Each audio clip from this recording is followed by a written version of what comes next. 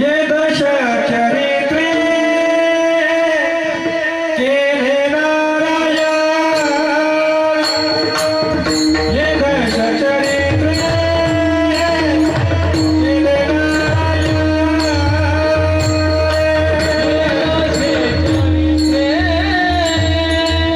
केले नारायण ये दश चरित्रे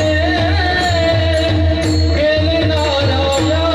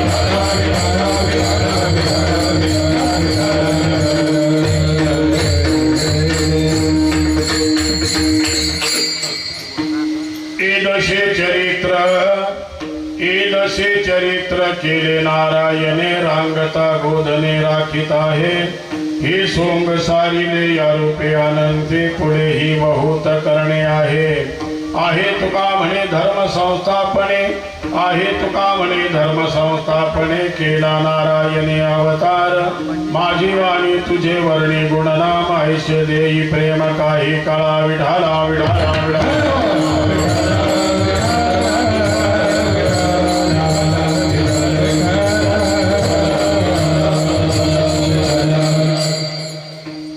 दशे चरित्र केले नारायणे रांगता गोधने राखीत आहे माझी वाणी तुझे वर्णे गुण नाम ऐसे देई प्रेम काही काळा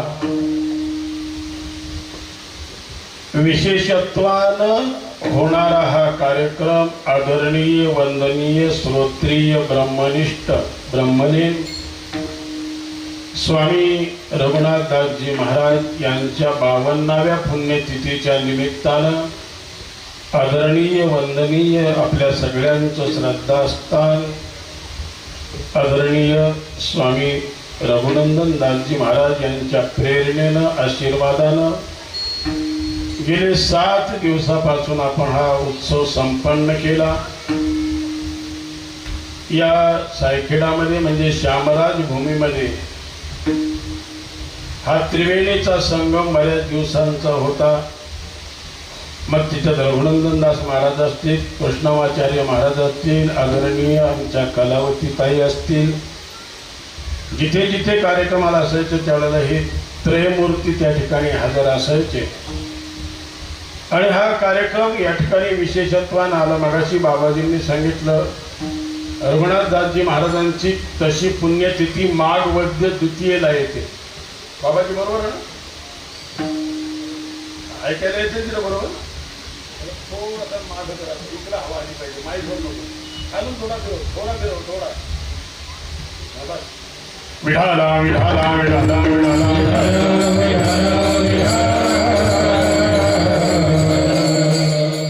हा सगळ्यांना जो योग जुळून आलेला आहे केन प्रकारानं आपण रात्री काल 2 दिवसाची कीर्तन चिंतनी ऐकली असतील। त्यांची इच्छा होती आदरणीय चंद्रशेखर महाराज चैतन्य महाराज देगलूरकरांच्या आपल्याला या ठिकाणी आगमन व्हावं। त्यांच्या योगायोगाने त्या तारखा मिळाल्या, त्याच्यातून हा कार्यक्रम संपन्न झाला। एकल्याचा नोहे खेळ म्हणून मेळ मेळविला। आता सायखेडा मला वाटतं माझ्या अंदाजाने जेवढे 7 दिवसामध्ये कीर्तनकार आले तेवढ्यांपेक्षा सायखेड्याचा संबंधित मी जास्त आहे। बरोबर आहे की नाही? हो, त्यांनी भले 1-1, 2-2, 4-4 कीर्तन केली असतील गेल्या वर्षापासून, जवळजवळ 40 वर्षापासून दरवर्षी 2 म्हटलं तरी किती झाली? बाबाजी तुमच्या वया इतकी कीर्तन माझी झाली। आणि योगायोग असा आहे, भाग्य असं आहे का बाबांना मी मगाशीच विचारलं, म्हणलं आता रनिंग वय किती चाललं? ते म्हणले 80 चाललं, 80 चाललंय। भाग्य असं आहे महाराज, पुढच्या वर्षी ते म्हणाले आपल्याला नियमाप्रमाणे पुण्यतिथीला उत्सव साजरा करायचा आहे। आणि बाबा त्याच्यात दर्द सुरखरा योगदा असा आहे का योगायोगानं हा पुण्यतिथीला उत्सव होईल आणि त्याच्यामध्ये सायखेडकरांकडून तुमची सहस्रचंद्र दर्शन सोहळा सुद्धा पुढच्याच वर्षी साजरा होईल। हे भाग्य सायखेडकरांना पुन्हा डबल लागणार आहे शर्माजी महाराज। हो, असं कोणाला भाग्य मिळते महाराज? आणि या भाग्याचे साक्षीदार आपण सगळेजण भविष्य काळामध्ये राहू ही संकल्पना। विठाला विठाला विठाला।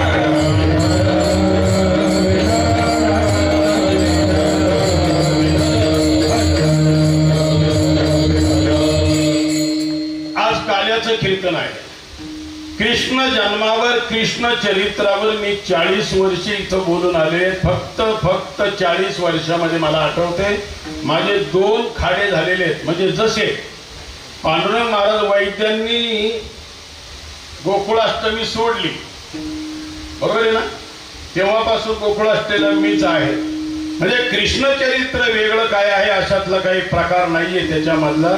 परंतु नियमाप्रमाणे बराच 2-4 जणांचे फोन 2-3 दिवसात आले। कालही मला 2-3 फोन आले। मी थोडासा का तुम्हाला बाकीच्या कीर्तनकारासारखा मी दबावाखाली बोलणार नाही आणि पाहुणा म्हणूनही मी बोलणार नाही, मी घरचा म्हणून बोलणार आहे. हो. म्हणजे नरसिंहचरित्र आम्हाला 7 दिवसात ऐकायलाच नाही मिळालं. म्हणलं अरे बाबा माझी सासूरवासनीचा काल आहे आज. का नाही, मला बाजूला जाता येणार नाही. नरसिंह भगवंताकडे जर गेलो तर कृष्ण भगवान नाराज होईल.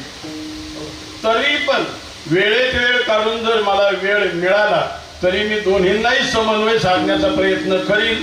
हो, सुरेश भाऊनी त्यांनी मला दम देऊन सांगितलं होतं 8:30ला कीर्तन चालू करायचे. पावसाचा अंदाज आहे, परंतु घड्याळ पहा आता किती वाजले.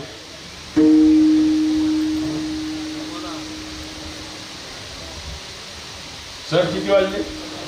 10:15.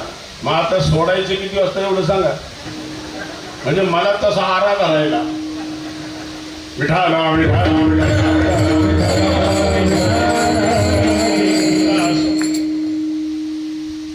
काला काला काला म्हणजे काय? भगवान श्रीकृष्णाचं चरित्र कोणाला माहित नाही. इथं उभा राहिलेला प्रत्येक जण सांगेल, बसलेलाही सगळं सांगेल. वसुदेव देवकीचं लग्न झालं, लग्नामध्ये विघ्न आलं, त्याच्यामध्ये आकाशवाणी झाली. 8वा हिचा पुत्र वधिल तुझशी. त्याच्यानंतर घेऊन या खड्ग माराया धावला. चिंतामण महाराज काय राहिलं तर सांगायचं बरं. सोडून दिलं. नंतर नारदानं सांगितल्याप्रमाणे बंदीखान्यामध्ये ठेवलं. बंदीखान्यामध्ये ठेवल्याच्या नंतर 6 मुलं मारली आणि ही 6 मुलं सुद्धा मी इथं सांगितलेली आहे. ती काळनेमीची होती. काळनेमी हा मागच्या जन्मातला लक्ष्मणाला जेव्हा शक्ती लागली तेव्हा हनुमानजी औषधी आणायला गेले, त्यावेळेला हनुमानजीच्या हातून हा काळनेमी मारला गेला होता.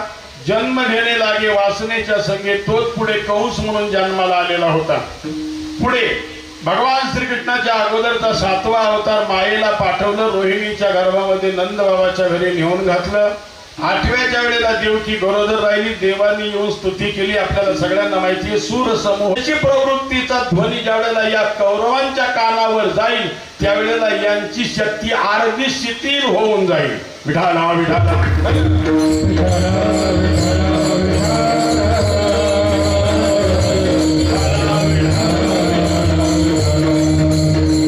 भगवान श्रीकृष्ण तिकडून आल्याच्या नंतर गुरु त्यांना दक्षिणा दिली. नंतर इकडे भगवान श्रीकृष्णाच्या मथुरेवर 17 स्वाऱ्या केल्या जरासंधानं.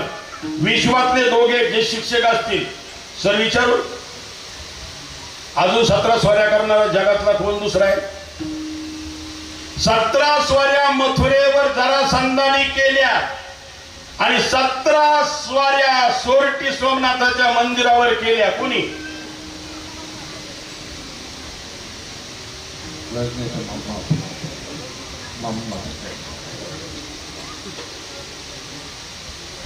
अरे आपण कीर्तन मस ऐकतो पण सगळी सोडून देतो.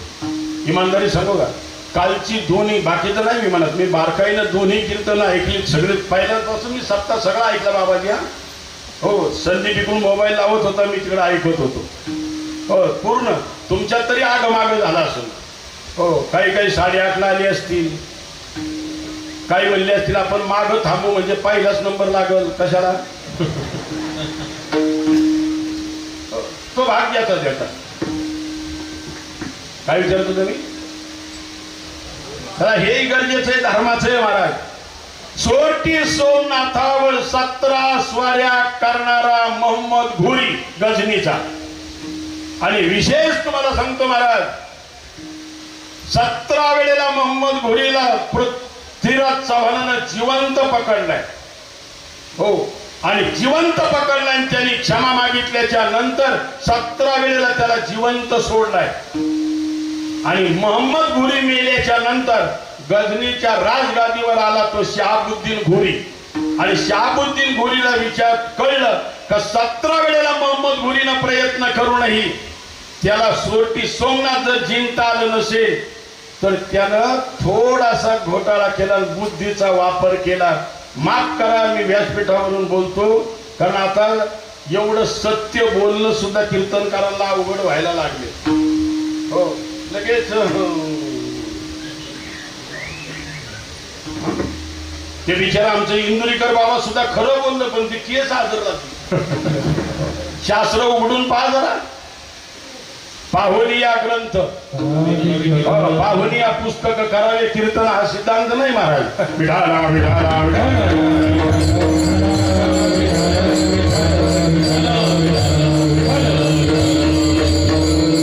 आणि सोरटी सोमनाथावर जेव्हा गजनीचा शहाबुद्दीन घोरी चालून आला महाराज, त्यावेळेला त्यानं आपल्या असणाऱ्या काही लोकांना दान देऊन लाचार बनवलं आणि सोरटी सोमनाथामध्ये कसं शिरता येईल, कुठे घर भेदे निर्माण केले. जास्त मला त्याच्यावर बोलायचं नाही.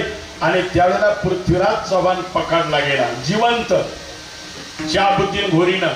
आणि त्यावेळेला शहाबुद्दीन घोरीला पृथ्वीराज चव्हाणानं एकच सांगितलं होतं, एकच काम कर. म्हटलं काय? 17 वेळेला तुझा मोहम्मद घोरी मी सोडून दिलेला आहे जिवंत. 17 वेळेला मी सोडून दिलाय, फक्त मला एक वेळेला सोड. शहाबुद्दीन घोरी म्हणला, एवढा मी मूर्ख नाही तुझ्यासारखा. एक तर नागाच्या जातीला डिवचू नये आणि डिवचला तर जिवंत सोडू नये. जर तू मला मी तुला जिवंत सोडला तर तू मला गजनीला सुद्धा जिवंत जाऊ देणार नाही, हा मला आत्मविश्वास आहे. म्हणजे शत्रूची ताकद सुद्धा काय आहे ही शत्रूला जेव्हा कळते. आणि अशा मी माझ्या कामापुरतं सांगत होतो. नंतर त्याने जिवंत पकडून गजनीला पृथ्वीराज चव्हाणाला नेला. आणि महाराज तिथं गेल्याच्या नंतर हा इथं बसून सुद्धा मला मारल्याशिवाय राहणार नाही म्हणून तापलेल्या 2 सळ्या पृथ्वीराज चव्हाणाच्या डोळ्यामध्ये घातल्या आणि त्याला आंधळा केला होता पृथ्वीराज चव्हाणाला. परंतु महाराज त्यावेळची माणसं, त्याच्याकडे एक भाट होता, कौन गायला असायची त्याला भाट म्हणायची. भाट, तो भाट होता, त्याचं नाव होतं चंदाराम नावाचा भाट होता तो. आणि मग त्याला ज्यावेळेला कळलं का पृथ्वीराज चव्हाणाला धरून नेला आणि त्याचे दोन्ही डोळे फोडले, त्यावेळेला त्याने मुस्लिमाचा वेश धारण केला चंदाराम भाटानं.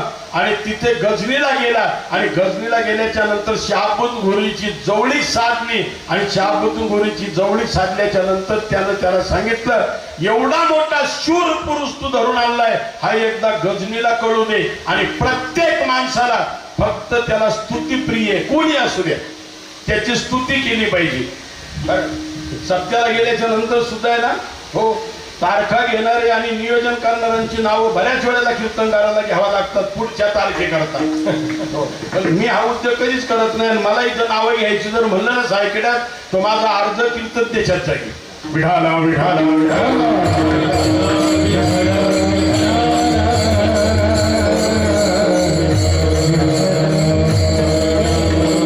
आणि मग हे गरजेचे महाराज धर्माचं. आणि मग तिथे एक पक्षी टांगला, सगळ्या गजनीच्या लोकांना बोलवलं. पृथ्वीराज चव्हाण शहाबुद्दीन घोरी गॅलरी मध्ये बसला राजवाड्याच्या. आणि समोर एक पाखरू, लक्ष देत, दोन्ही डोळे फुटलेले पृथ्वीराज चव्हाणाचे. हे कशावरून निघाले? मथुरेवर 17 स्वाऱ्या केले त्याच्यावरून. आणि मग ते पाखरू तिकडे चिवचिव करायचं आणि पृथ्वीराज चव्हाण बाण मारायचा आणि ते पाखरू मारायचं. तेवढ्यामध्ये हा चंदाराम नावाचा भाट होता ना, हो, जशी आखाड्यामध्ये कुस्त्या लावल्याच्या नंतर कोणीतरी पंच फिरतो, या गाड्याला जोड येऊ द्या, या गाड्याला जोड, तसा तो त्या मध्ये फिरत होता मुस्लिमाच्या वेशात चंदाराम नावाचा भाट. स्वदेशाबद्दल आणि धर्माबद्दल प्रेम करणारी माणसं किती होती की त्या वेळेला कळतं. आणि आता धर्माचं खाऊन सत्यानाश करणारी किती आहेत ही मोजावं लागतील महाराज. हो, धर्माचंच.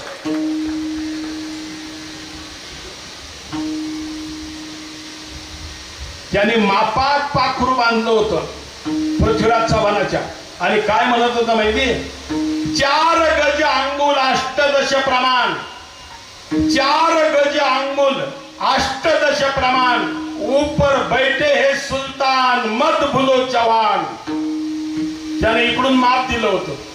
गज कशाला म्हणतात माहितीये का? गज गज, हो सुधीर, गज कशाला म्हणतात?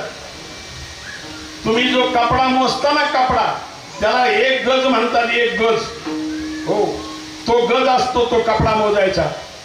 तिथून त्या पाखरापासून वर 4 गज, 4 गजावर सुलतान बसलेला आहे. आणि इथून जर तुला बाण सोडायचा असेल, तुझे डोळे फुटलेले, फक्त इकडं 8 प्रमाण. 8 म्हणजे 8 आणि 10 म्हणजे 10. 18 बोट वर इकडून बाण सोड, बरोबर तिथं जाईल. 18 बोट इथून सोडतो, तिथं 4 गज वर जाईल. आणि मग आंधळ्या असणाऱ्या पृथ्वीराज चव्हाणाचे डोळे कान कावरे बावरे झाले आणि कावरे बावरे झाल्याच्या नंतर आवाज ओळखीचा वाटतोय, परंतु त्यांनी ओळख दिली नाही. आणि मग त्यांनी पुन्हा गर्जना केली, 4 गज अंगुल अष्टदश प्रमाण ऊपर बैठे हे सुलतान मत भुलो चव्हाण. पाखरू तिकडं चिवचिव केली, यानं इकडून त्या पाखराचा अंदाज घेतला आणि पृथ्वीराज चव्हाणानं इकडं 18 बोट वर बाण असा सोडायचा तर तो असा सोडला आणि बरोबर तिथे सुलतानाचा शिरच्छेद झाला.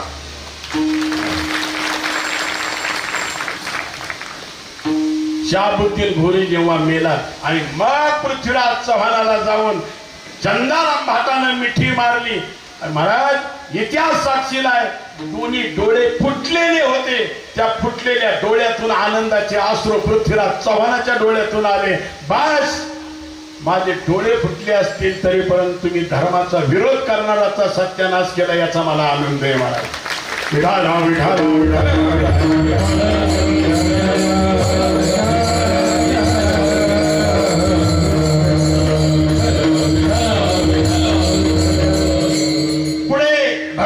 विठाल द्वारका वसवल्याच्या नंतर कार्यवन आला. कार्यवन आल्याच्या नंतर राजा मुचकुंदाच्या माध्यमातून त्याला मारला. माझ्या बरोबर चालले ना, कारण ते कथाकार माझ्या समोर बसलेले. हो, लाईन टू लाईन. पुढे भगवान श्रीकृष्णाचा विवाह करायचं ठरलं नव्हतं, परंतु इकडं रुक्मिणीचा विवाह ठरला होता शिशुपालाबरोबर आणि तिला शिशुपालाबरोबर लग्न करायचं नव्हतं. तिनं भीष्मक राजाची कन्या बनू सुदेव नावाच्या ब्राह्मणाबरोबर चिठ्ठी पाठवली आणि भगवान श्रीकृष्णाला सांगितलं, वाक्य किती सुंदर भागवतामध्ये, हो, सिंहाची शिकार कोल्हा घेऊन चाललाय. तेव्हा सुदेव नावाच्या ब्राह्मणाला त्या ठिकाणी चिठ्ठी घेऊन पाठवला. त्याची चिठ्ठी घेतली. चिठ्ठी घेतल्याच्या नंतर आता हे भागवतात मी ऐकलं नाही, पण चांगल्या सत्पुरुषांकडून मी ऐकलं. गेलंय का काय? चिठ्ठी जेव्हा सुदेव नावाचा ब्राह्मण घेऊन आला, चिठ्ठी जेव्हा सुदेव नावाचा ब्राह्मण घेऊन आला, संध्याकाळची सगळी त्यांची जेवण वगैरे झाली आणि येण्याचं प्रयोजन विचारलं. त्यावेळेला त्यानं सांगितलं, रुक्मिणीनं पाठवलेली ही 7 श्लोकांची चिठ्ठी आहे. हो, वाचून दाखव. कृष्णानं सांगितलं नाही, एक काम कर, जिचं अजून नीट ऐका तरुण पोरांनो. ते कशासाठी सांगतोय महाराज, मी आता मागच्या वेळेला जातेगावला भागवत झाला माझा कथा. महाराज रुक्मिणी स्वयंवर झालं. गोपाळानंदांना माहितीये माझ्याकडे आश्रमात एक पोरगा येत असतोय नेहमी. त्या दिवशी आम्ही त्याचं लग्नही लावले. खरोखरच मी आतापर्यंत सगळ्या भागवतांमध्ये खरोखरची लग्न लावली. आपण काय करतो, एक पोरगा एक पोरगी नाही तर 2 पोरी तयार करायच्या, तसं नाही, खरोखरचं लग्न. महाराज आणि मग तो आला मला दुसऱ्या दिवशी भेटला. म्हणले महाराज, म्हणले कृष्णाने मी रात्री कथा ऐकली. म्हणले हो. म्हणलं काय? कृष्णानं रुक्मिणीला पळून आणलं की नाही? म्हणले हो. मग तिनं त्याला चिठ्ठी पाठवली की नाही? म्हणले हो. मग ह्या दोघांचं प्रेमी व्हावंच का नाही? म्हणजे लव्ह मॅरेज कस नाही? म्हणलं हो. मग म्हणला, जर देवानी लव्ह मॅरेज केलं तर आम्ही केलं तर काय हरकत? मी विचार केला, हा विचारायचा हेतू म्हणजे गड्यांनी टोकन काढले. तयारीत आहे. मी अंदाज बांधला. मी म्हणलं जरूर केलं पाहिजे. तुझा आहे का काही लव्ह मॅरेज करायचा विचार? म्हणला विचार आहे, पण घरचे नाराज आहेत. म्हणला परवानगी द्यायची नाही. म्हणला अजिबात घरच्यांचा विचार करू नको. कोणी नाही आलं तर माझ्या सवडीवर तू तारीख धर, मी लग्नाला येतो. पण एक काम कर, एक काय, कृष्णाने जे केलंय ते पहिलं तू कर. 6 दिवसाचा कृष्ण होता त्यावेळेला एका बाईच्या स्थानातलं विष प्याला. तुला एक रोगाची बाटली देतो, त्याच्यातून जर तू जागला हरकत का काही. दुसरी गोष्ट, वयाच्या 5व्या वर्षी तो एका नागाच्या डोक्यावर नाचला. हा झुराळ निघाल्यावर घाबरते. आणि वयाच्या 7व्या वर्षी त्यानं 7 दिवस आपल्या करंगळीवर शेजारी एक पोरग बसलो होतं. त्याने सांगितलं, मला याला गवताचं वजन उचलायला जोडीदार लागतोय. अरे कुठे इंद्राचा ऐरावत, कुठे श्याम भट्टाचे तट्टाणी, आणि मग रुक्मिणीला पडून आणलं. त्याच्यानंतर जामवंती असेल, सत्यभामा असेल, नागनिधी असेल, कालिंदी असेल, भाद्राय, लक्ष्मणा अशा 8 मुलींबरोबर लग्न केलं. हो, प्रत्येकीला 10-10 पुत्र झाले. त्याच्यानंतर भस्मासूर म्हणजे नरकासुराच्या बंदीखान्यामध्ये असणाऱ्या 16,100 मुली यांचा निरोप आला आणि भगवान श्रीकृष्ण सत्यभामेला घेऊन नरकासुराला मारायला गेले. नरकासुराला मारला आणि त्या 16,100 मुली त्यानं सोडून आणल्या. या 16,100 मुली हे मी 2 मिनिटात सांगतोय, परंतु हे तुम्हाला सविस्तर प्रकरण ऐकायचं असलं तर देवी भागवताचा 9वा स्कंद तुम्ही अभ्यासा, तुम्हाला याची सगळी माहिती सविस्तर मिळेल. विठाला विठाला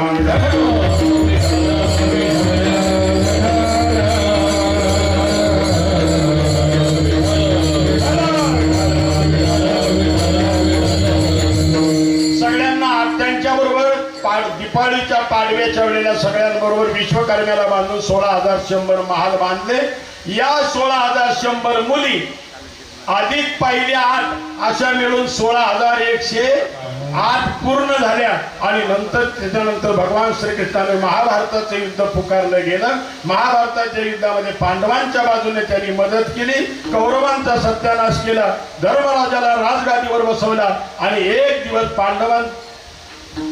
भगवान श्रीकृष्णाचा पुत्र सांब हे जंगलामध्ये गेले होते. तिथं ऋषीमुनींचा यज्ञ चालला होता आणि त्या ऋषीमुनींना तपासण्याकरता, त्यांची परीक्षा घेण्याकरता.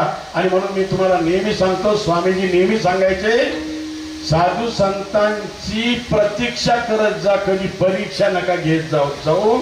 कथेमध्ये तुम्ही ऐका, भगवान शंकराची पहिली पत्नी सती सुद्धा रामाची परीक्षा घ्यायला गेली आणि जीवनाचा सत्यानाश झाला. म्हणून प्रतीक्षा करत जा, परीक्षा नका घेत जाऊ कोणाची. विठाला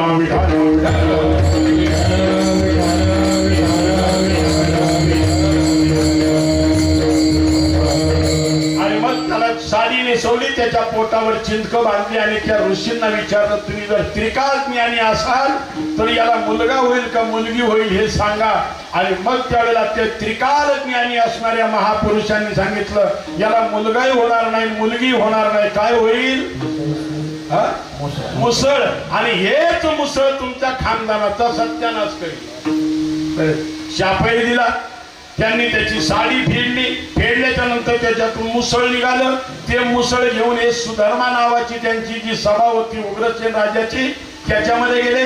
भगवान श्रीकृष्ण बलराम दादा तिथं बसलेले होते. झालेला प्रकार सगळा पोरांनी सांगितला. आणि मग भगवान श्रीकृष्णाने सांगितलं, हेच मुसळ आपल्या खानदानाचा सत्यानाश करेल. तरी पण त्या मुसळाचं बारीक बारीक चूर्ण करा, बारीक चूर्ण.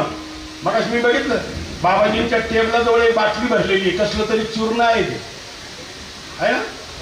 हा. आणि ते समुद्रात फेकून द्या. पण महाराज, समुद्रामध्ये फेकून देण्याच्या पेक्षा त्यांनी ते बारीक केलं, समुद्रात फेकलं खरं, पण त्याच्या खाली एक लोखंडाची गोल असतो, त्याला आमच्या इकडे शेंबी म्हणतात. इकडे काय म्हणतात?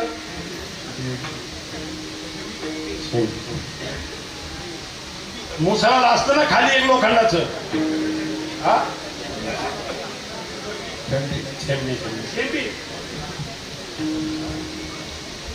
आता बाकीच्यांची नाही मला भाषा कळायची, पण विनेकऱ्याची कळत. कारण विनेकरी कीर्तनकाराचा अर्धांग असतंय आणि त्यातल्याच आम्ही दोघंही एकाच आडनावाचे. हो, त्याच्यामुळं गावं जरी बदलून असली तरी पण राशीनं तर एक आहोत. विठाला विठाला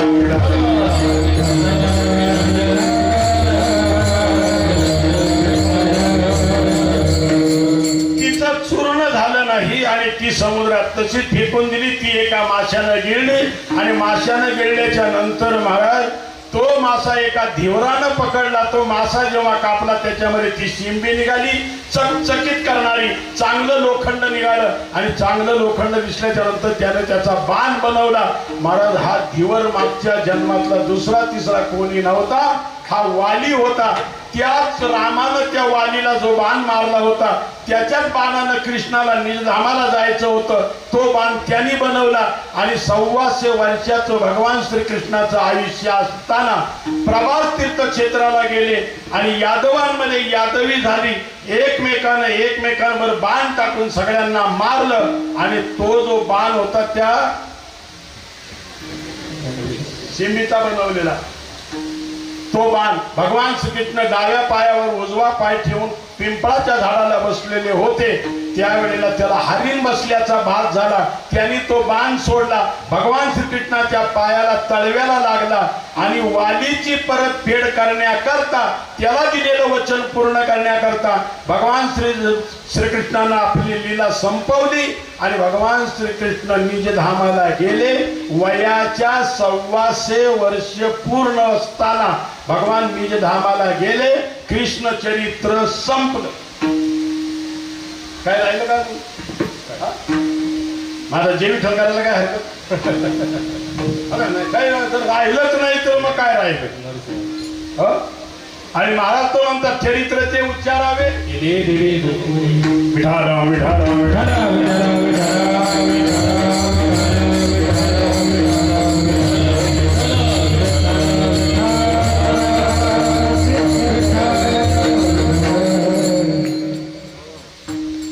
सगळं मी आता तुम्हाला सविस्तर सांगितलं. थोडासा कधीही कोणीही न ऐकलेला प्रसंग. हो, बाबाजी सोडून शर्माजी सोडून, कारण त्यांच्या वाचनात सगळं काही गेलेलं असणार आहे. आपल्या हिंदू धर्माची युग किती, अरे पाऊण तास मी नॉन स्टॉप बोललोय. म्हणजे मी 1.25 तासाचं रनिंग काटले. जेवढं तुम्ही लेट केलंय तेवढं अर्धा तास मी काटून घेतलाय. उशीर झाला तसा ऍक्सिलेटरवर पाय दिल्यावर स्पीड ब्रेकर सुद्धा पाहिला नाही मी. आपण हिंदू असो तर हिंदूंची युग किती आपल्याला माहिती पाहिजे. किती? 4 युग. कोणती? जरा मोठ्याने बोला.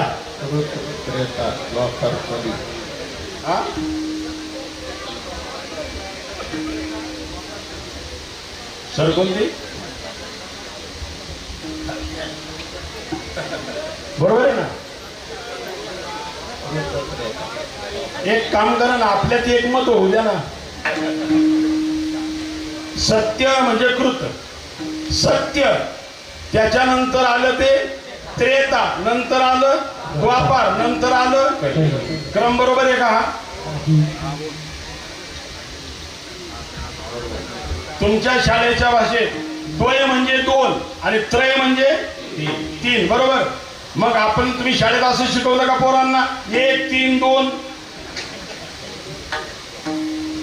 बरं, हा क्रम पहिल्या सुरुवातीला होता. जेव्हा सृष्टीची निर्मिती झाली तेव्हा हे पहिलं सत्ययुग होतं, नंतर द्वापार युग होतं, नंतर त्रेतायुग होतं आणि नंतर कलियुग होतं. मग हे बदललं कुठं? हे बदललं जगाच्या पाठीवर, त्रैलोक्यात कुठंच बदललं नाही. हे बदललंय तुमच्या नाशिक जिल्ह्यामध्ये. कसं ते तुम्ही सांगत नाही, फक्त तुम्हाला आठवण करून देतो. पुन्हा आल्यावर बोलू आपण त्याच्यावर. जेव्हा थोडंसं सांगतो, जेव्हा इंद्रानं अहिल्याशी छल केलं,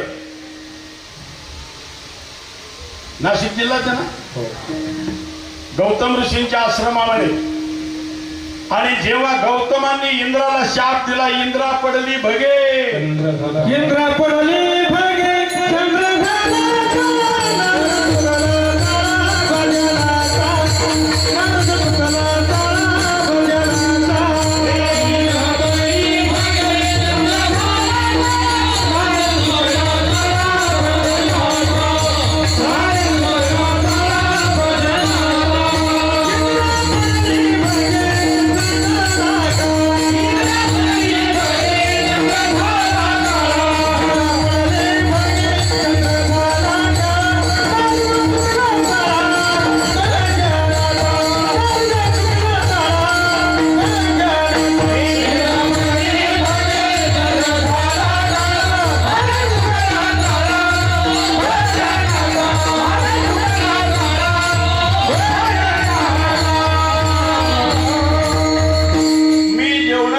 सांगतो या सगळ्याला प्रत्येक वाक्याला प्रमाण आहे, पण वेळ जाईल म्हणून मी असं म्हणा का त्याला प्रमाण नाही, आणि याला प्रमाण आहे की नाही ते प्रमाण आहे. ज्याला येते त्याला माहिती प्रमाण आहे की नाही. हो, आणि मग अहिलेला एक शाप दिला होता का तू शिळा होऊन पडशील, हे तर मान्य आहे तुम्हाला. तिनं पाय धरले आणि विचारलं महाराज करा क्षमा अपराध महाराज, आणि मग त्यांनी ओळखलं अहिल्याचा काहीही दोष नाही, कपट इंद्राने केले. बर, मग त्रेतायुगामध्ये निराय का त्रेतायुगामध्ये अयोध्येमध्ये राजा दशरथाच्या घरी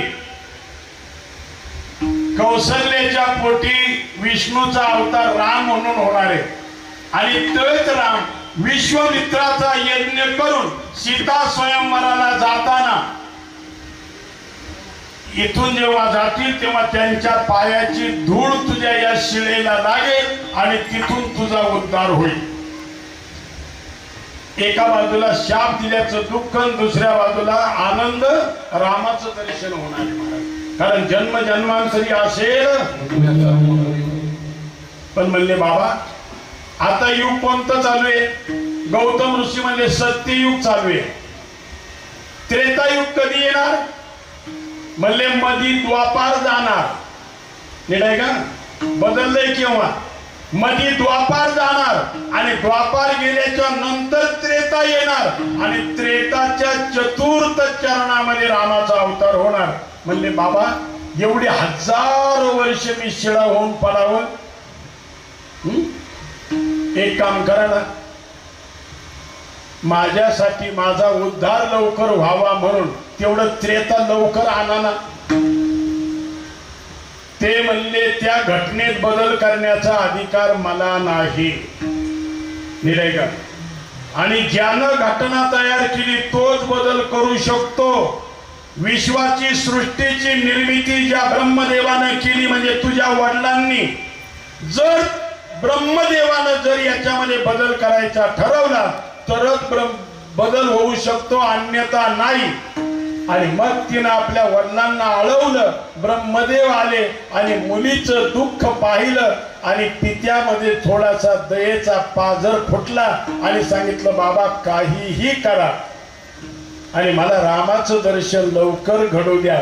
आणि मग ब्रह्मदेवानं तेव्हा द्वापार 2 नंबरला जे होतं ना, ते द्वापार 2 नंबरचं 3 नंबरला टाकलं आणि त्रेता माग घेतलं. कोणी कोणी कोणासाठी? हा, त्यामुळं माणसं मुली करता काहीही करतात. तुम्हाला आठवत असेल, नसेल आठवत, हो, मागे सुद्धा एका मुख्यमंत्र्यांनी 4 मार्काकरता मुख्यमंत्री पद घालवले. नाही घालवलं का? अरे जर तुम्हाला राजकारणातलंही कळाली आणि परमार्थातलंही कळाली म्हणजे तुम्ही नक्की टॅलेंट कसे ते. विठाला विठाला विठाला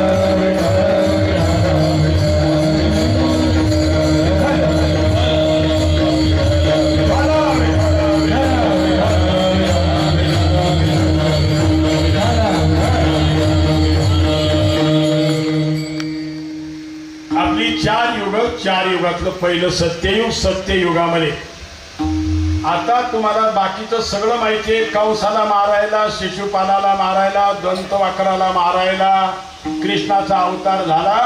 हे तितकंच खरं आहे. त्याच्या आत गर्भात जे अजून लपले ते सांगतो, कीर्तन नंतर संपवतो. सत्ययुगामध्ये दंभोदव नावाचा राक्षस होऊन गेला, आणि तो दंभोदभ नावाचा राक्षस भगवान सूर्यनारायणाचा उपासक होता. बारकाईला एका जबाबदारीनं सांगतोय. सत्ययुगामध्ये त्यानं सूर्याची तपश्चर्या, मी जर चिरंजीव नाही तर तुला मी चिरंजीव बनू शकत नाही, पण मला मृत्यू नकोय, तू दुसरं काही माग. आणि मग दंभोदभावानं मागितलं, एक काम कर,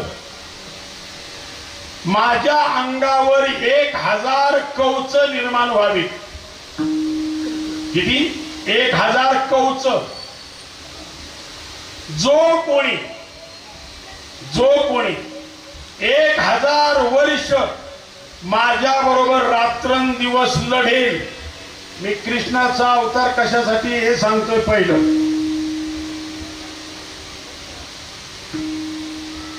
त्यावेळेला माझं एक कवच तुटेल, पण माझं कवच तोडणारा तिथं लगेच मरेल.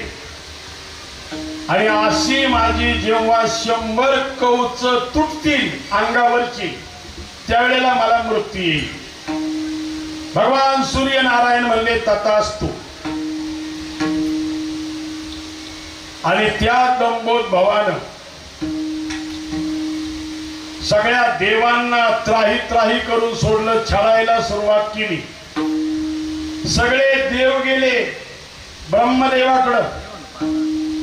ब्रह्मदेवाला सांगितलं तुम्ही त्याला सूर्यानं वर दिलाय आणि त्याच्या अंगावर 1000 कवच आहेत. आणि तेव्हा त्याचं नाव पडलं सहस्र कवची. सहस्र म्हणजे 1000 आणि कवच म्हणजे त्याच्या अंगावरचं आच्छादन. बर, एक एक कवच तोडायला 1000 वर्ष. बर, जो तोडणार आहे तोही मारणार. आणि मग ब्रह्मदेवाला त्याच्यातलं काही सुचेना, म्हणून हे सगळे गेले भगवान विष्णूकडं.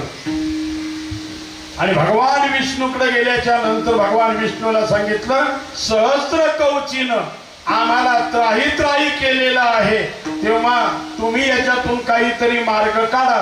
भगवान विष्णू म्हणाले, ब्रह्मदेवही वर देतो, शंकरही वर देतो, सूर्य वर देतो, करायला तुम्ही, निस्तारायला हो. भस्मासुराला वर कोणी दिलतात?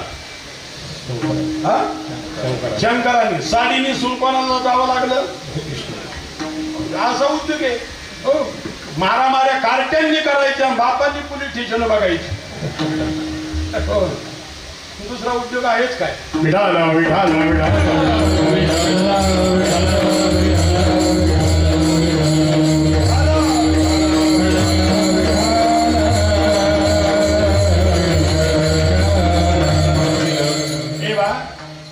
तशी जर पाहिली तर मला फक्त 10 अवतारांची मर्यादा आहे. हे काय का? आपल्या वारकरी संप्रदायामध्ये भगवंताचे 10 अवतारच गणले गेले. आणि शर्माजी महाराज भागवतामध्ये भगवंताचे अवतार 24 आहे. बरोबर ना? प्रत्येक एका राक्षसाकरता एकच अवतार घेतलाय. पण भगवंतानं एकदा एकाच अंशात 2 अवतार घेतले. ते धर्म आणि मूर्तीच्या पोटी नर आणि नारायण घेतले ना. एकाच अंशातून 2 अवतार. आणि धर्म आणि मूर्तीला आई वडिलांना प्रणाम केला आणि आई वडिलांना विचारलं, म्हणले आई बाबा आम्ही काय करावं? ते म्हणले तुम्ही बद्रिकाश्रमाला जा, तिथे तुम्ही तपश्चर्या करा. आणि मग म्हटले तुम्ही विवाह सुद्धा करायचा नाही, या जन्मामध्ये तुम्ही ब्रह्मचारी राहायचे. कृष्ण चरित्र बारकाईने ऐका आता. म्हणजे हो ठीक आहे. हे दोघे जण तपश्चर्या करायला गेले. यांची तपश्चर्या पाहिली.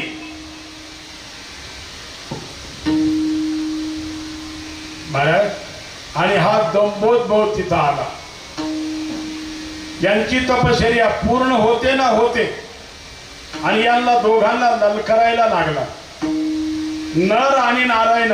आजही तुम्ही बद्रीनाथला जा, तिथे नर आणि नारायणाच्या नावाचे 2 पर्वत आहेत. हे दोघे जिथे तपश्चर्याला बसले होते तिथे. बऱ्याच वेळेला तुम्ही ट्रिप मध्ये जाऊन आला असाल, पण पर्वत पाहिले नसतील, कारण पाहायला ट्रिप वाला एवढं दाखविल तर ना.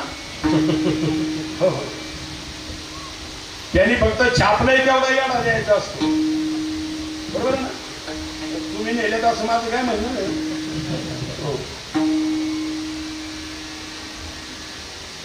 नारायणानं पाहिलं दंभोद्भव आलाय. नराला सांगितलं, नरा हा भगवान सूर्याचा उपासक आहे. यांनी 1000 वर्ष तपश्चर्या केली, सूर्याला प्रसन्न केलाय. याच्या अंगावर 1000 कवच आहेत. एक कवच तोडी जो कोणी 1000 वर्ष याच्या बरोबर लढेल त्यावेळेला एक कवच तुटेल आणि तो मरेल. अशी 1000 कवच तुटतील तेव्हा हा मरेल. मग नारायणानं सांगितलं मी पहिला त्याच्याशी लढतो आणि 1000 वर्ष मी त्याच्या बरोबर लढल्याच्या नंतर त्याचं एक कवच तुटेल, त्यावेळेला मी मरेल. त्यावेळेला तू काय करायचं, संजीवनी मंत्राने मला जिवंत करायचं. बघा कोणाच्या डोक्यात बसतंय का, मला संजीवनी मंत्राने जिवंत करायचं आणि तू त्याच्याबरोबर 1000 वर्ष लढायचं. तोपर्यंत 1000 वर्ष मी विश्रांती घेणार. ज्या वेळेला तू दुसरं कवच तोडशील, त्यावेळेला तू मरशील, त्यावेळेला मी तुला संजीवनी मंत्राने जिवंत करणार आणि तू विश्रांती घ्यायची, नंतर मी त्याच्याशी लढणार. असं करत करत करत करत करत 999 कवच तोडली. किती? 999. आणि मग सहस्र कवचीला वाटलं, ज्या अर्थी 999 कवच तोडली त्या अर्थी शेवटचं सुद्धा कवच तोडल्याशिवाय राहणार नाही. म्हणून तो घाबरला आणि पळाला. तर तो सूर्याला शरण गेला. सूर्यानं सांगितलं थांब, आता तो नारायण आहे आणि नर आहे, तू जगाच्या पाठीवर कुठेही जरी फिरला तरी ते तुला शोधून मारतील, माझ्याजवळ थांब. आणि तो तिथे थांबला.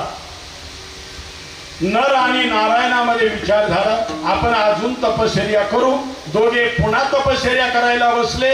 तेवढी तपश्चर्या पाहिली इंद्रानं आणि आपल्या दरबारातल्या 16,100 रंभा आणि अप्सरा यांची तपश्चर्या भंग करायला पाठवल्या. कारण इंद्राचं हे कामच आहे.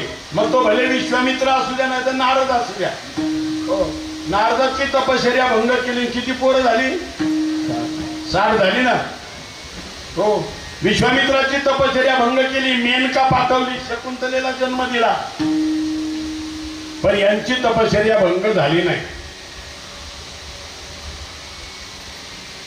आणि मग तपश्चर्या पूर्ण झाल्याच्या नंतर त्या नर आणि नारायणांनी बघितलं, अरे म्हणले एवढ्या स्त्रिया आपण तपश्चर्याला बसलो तेव्हा कोणी नव्हतं, एवढ्या कुठून आल्या? आणि म्हणून नारायणांनी अंतर्मुख होऊन बघितलं. स्वर राहू द्या बाबा. विठाला विठाला विठाला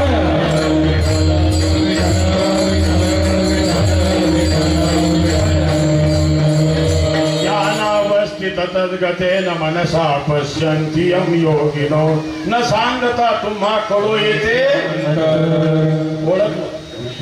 आणि मग नरा मी त्यांना मी शाप देतो. काय? आपला काही संबंध नसताना या आपल्या तपश्चर्या भंग करायला आल्या.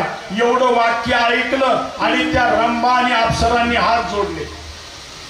अंबादेवा सेवके करावे सांगितले. बरोबर ना. आम्ही इंद्राच्या दासी, इंद्रानं आम्हाला आज्ञा केली, तुमची तपश्चर्या भंग करण्याकरता आम्ही आलो. तुमची तपश्चर्या भंग झाली नाही, पण तुमचं युद्ध सुरू होण्याच्या अगोदर आम्ही पाहिले तुम्ही कोणत्या तरी एका राक्षसाबरोबर लढत होते. तेव्हा यांनी सांगितले बा आम्ही रंभा सुंदर आहोत, अप्सरा सुंदर आहोत. आता आम्हाला इंद्राच्या दरबारात जायची इच्छा राहिलेली नाही. हे वाक्य जर बारकाईनं ऐका, जीवनामध्ये उतरवा. रंभा आणि अप्सरांचं काय? तुम्हाला आता का जायचं नाही? जो मनुष्य काहीही संबंध नसताना दुसऱ्याच्या जीवनामध्ये वाईट इच्छितोय किंवा ज्याच्या करता तो कुरघोड्या करतो, ज्याची नीतिमत्ता ढासळलेली आहे, अशाची सेवा करणं म्हणजे त्यानं केलेल्या अर्ध्या पापाचं वाटेकरी होणं. म्हणून आता आम्हाला त्याची सेवा करायची नाही. पण आम्ही आहोत सुंदर रंभा आणि अप्सरा. आम्ही जर निराधार राहिलो तर आमच्या चारित्र्यावर कोणीही घाला घालील, म्हणून आम्हाला निराश्रित ठेवण्यापेक्षा आम्हाला तुम्ही पत्न्या करून घ्या. तेव्हा नारायणानं सांगितलं, या जन्मामध्ये सत्ययुगामध्ये मला आणि नराला आई वडिलांनी ब्रह्मचारी राहायला सांगितलंय, आम्हाला लग्न करण्याचा अधिकार नाही. मग देवा आम्ही असं ऐकलंय का तुमचा अवतार संभवामी युगे युगे, पुढच्या जन्मामध्ये तुम्ही अवतार घेणार? म्हणले हो. मी त्रेतायुगामध्ये पुढच्या जन्मामध्ये राजा दशरथ आणि कौशल्याच्या पोटी राम म्हणून अवतार घेईल. मग या सगळ्या जणी म्हणाल्या, मग त्यावेळेला आम्हाला बायका करून घ्याल? नारायण म्हणाले, त्याही जन्मात नाही, कारण बुकिंग फुल आहे. कशावरून? आत्ता गंधमादन पर्वतावर, अद्भुत रामायण पहा तुम्ही, कबंध रामायण पहा. आत्ता गंधमादन पर्वतावर कुशध्वज आणि मालावतीची कन्या वेदवती माझ्या प्राप्ती करता तपश्चर्या करते आणि तिला मी वरदान दिलेलं आहे. आणि तीच वेदवती पुढच्या जन्मामध्ये राजा जनकाच्या घरी सीता म्हणून जन्माला येणार आहे आणि तिच्या बरोबर माझा विवाह होणार आहे आणि मला एक पत्नीची आचारसंहिता आहे. हो, द्वापार त्रेता युगात सुद्धा मला तुम्हाला बायका करून घेता येणार नाही. मग द्वापार युगात? म्हणले हो, द्वापार युगात मी तुम्हाला बायका करून घेईल, पण लक्षात ठेवा त्यावेळेला माझी आणि तुमची भेट कुठं होणार आहे, कशी होणार आहे? विठाला विठाला विठाला.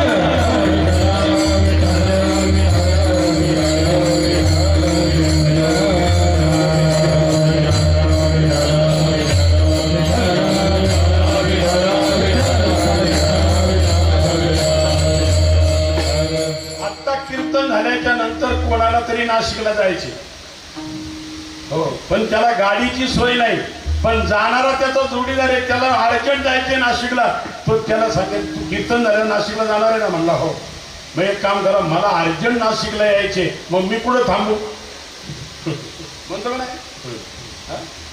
म्हणणार ना, स्टँड जवळ थांबू, काही तर बाबाजीच्या मठाजवळ थांबू, कुठं थांबू? आणि मग ह्या गोपींनी सांगितलंय, बघा मला ओळखायचं कसं माहितीये का? मी वसुदेव देवकीच्या पोटी जन्म घेणार आहे आणि रातोरात मी मथुरेतून गोकुळाला जाणार आहे. कृष्णानं नारायणानं सांगितलं द्वापार युगातलं. मला जरी वसुदेव देवकीनं जन्म दिला असला तरी मला वसुदेव आणि देवकीचा कोणीही म्हणणार नाही. मला नंदाचा म्हणून ओळखतील, म्हणती नंदाची या म्हणती नंदाची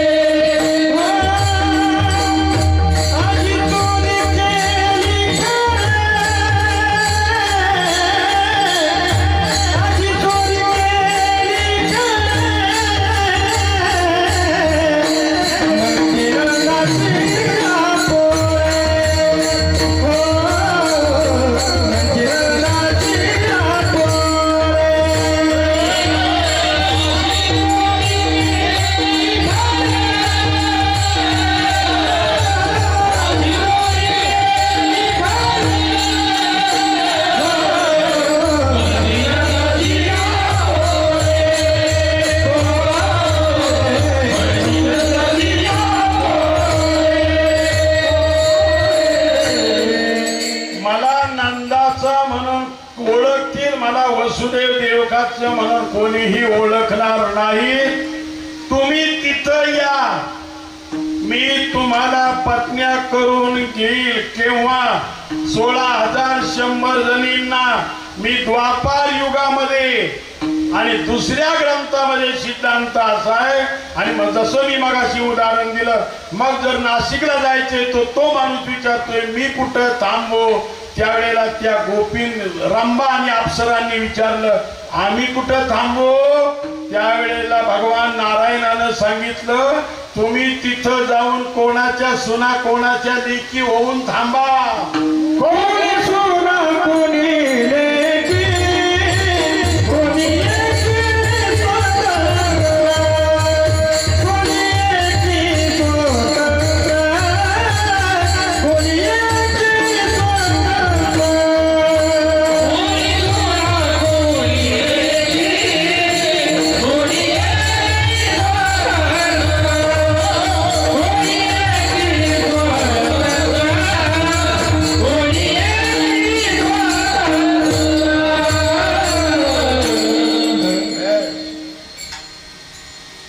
आणि तुम्हाला हेही सांगतो, हा जो नर आहे ना, नर, त्यावेळेला मी कृष्ण म्हणून द्वापार युगामध्ये असेल, हा नर अर्जुन म्हणून असेल. आणि तुम्ही ज्याला पाहिलाय, ज्याचं एक कवच तोडायचं राहिले, त्याचं कवच हे माझ्या वाट्याचं राहिलेलं नाही. माझी 500 कवच तुडून झाली, शेवटची बारी नराची होती. आणि हाच त्यावेळेला अर्जुन असेल आणि याच्या वाट्याचं राहिलेलं ते कवच ज्या वेळेला दुर्वासांची सेवा करून कुंती वर प्रदान करून घेईल, लक्षात घ्या, आणि त्या वराचा उपयोग करण्याकरता ती सूर्याला आव्हान करेल, त्यावेळेला सूर्य हा कुंतीच्या गर्भामध्ये या सहस्र कवचीला घालील आणि त्याच्या अंगावर जन्मताच हे कवच असेल. ना नारायणाच्या अंगावर कवच, ना ब्रह्मदेवाच्या अंगावर कवच, ना शंकराच्या अंगावर कवच. आणि विश्वामध्ये आतापर्यंत इतिहास साक्षीला आहे, फक्त आणि फक्त जन्माला येताना अंगावर कवच होतं कर्णाच्या, बरोबर. हा सूर्याचा पुत्र आहे, तो आता सूर्याकडे जाऊन लपलेला आहे. आणि ज्यावेळेला कुंती त्याचं आव्हान करील आणि तिच्या गर्भामध्ये हाच सूर्य अंश रूपानं या सहस्र कवचीला तिथे घालील. आणि त्यावेळेला याच नराच्या म्हणजे अर्जुनाच्या हातानं आणि माझ्या साक्षीनं हा सहस्र कवची मारला जाईल. पणानं बारकाईनं लक्षात घेतलं असेल, त्याच्या लक्षात येईल आता नराचा आणि नारायणाचा अवतार नक्की मारायला कोणाला होता, कंसासाठी. अरे हे कंस तर मध्ये सापडली जायची सहजगत्या. अरे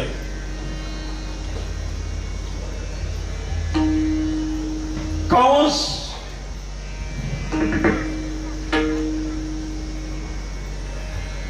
हा मारण्याकरता त्याचा अवताराचा नाही येतो.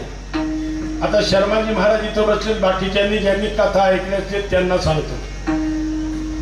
आणि याच्याशी निगडीत कथा आहे ती आता नरसिंहाची. कशी आहे ती सांगतो एक 5-10 मिनिटांमध्ये. हो, मूळ कृष्णाचा जो अवतार आहे, आता इथेचा एक मुद्दा राहिला तेवढा मी सांगतो लाईट गेल्यामुळं. विठाल विठाल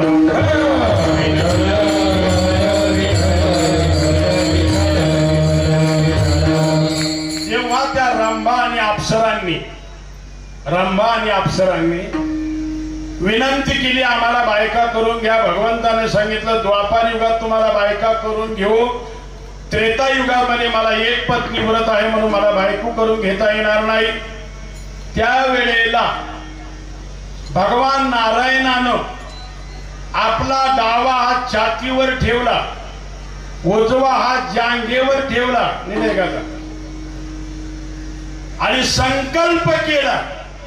महाराज, संकल्प जर पवित्र असेल तर तो पूर्ण करण्याची जबाबदारी भगवंताची आहे, पूर्ण करण्याची जबाबदारी बाबाजी आपली नाही. आणि म्हणून तुम्हाला मगाशी तुम्ही म्हणालात 7 दिवस जेवढे मला इकडून फोन आले तेवढ्या सगळ्यांना विचारायचं. तुम्ही फक्त सायखेड्याचा विचार करत असाल त्या मधुभाऊलांना त्यांना विचारा, पिंपरीवाल्यांना विचारा, सिन्नरवाल्यांना विचारा, निफाडवाल्यांना विचारा. मी सगळ्यांना फोन करत होतो तुमच्याकडे पाऊस, ते म्हणायचे महाराज इतका पाऊस आहे, इतका पाऊस आहे. आणि सायखेडा वाल्यांना विचारायचं का, ते म्हणायचे तुरळक आला, तुरळक आला.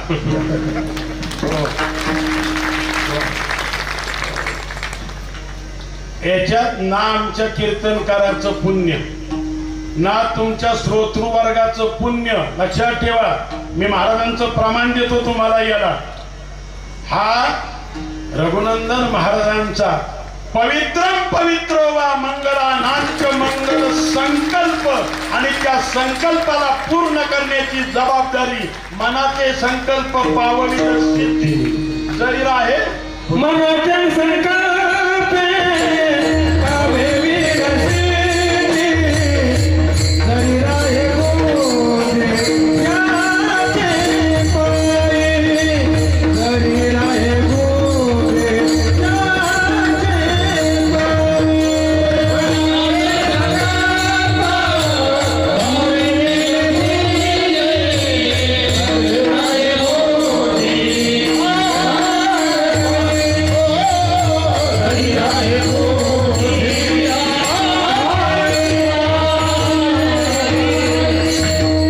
संकल्प आपण करायचा असतो, फक्त तो निस्वार्थ असला पाहिजे.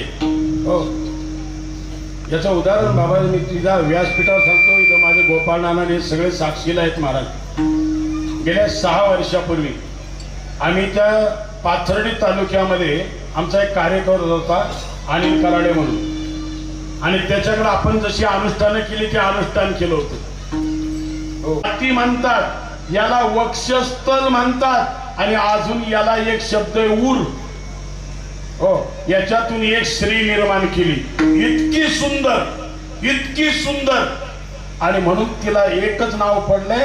हजारो रंबा आहेत, हजारो अप्सरा आहेत, पण उर्वशी एकच आहे का जी भगवंताच्या उरातून निघाली ती उर्वशी आहे. उरातून निघाली ती उर्वशी आहे. आणि मग तिला जेव्हा पाहिलं त्यावेळेला या रंभा आणि अप्सरा सुद्धा पाहतच बसल्या. यांच्या पापण्या पडाना. कोणाच्या? तसं दुसऱ्या बाईचं कौतुक करायला दुसरी बाईला हो कधी शक्य नाही. मी नेहमी सांगत असतो, विनोदाने एकच वाक्य सांगतो तुम्हाला. तुम्ही एक चांगली विशिष्ट डिझाईनची साडी घेऊन या एखाद्या लग्नामध्ये, आणि त्या बाईने नेसू द्या. तिला फक्त 5-25 जणींनी जर विचारलं ना कुठं घेतली होई, कुठं घेतली, तिला दिवसभर जेवायला नका देऊ तरी भूक लागत नाही.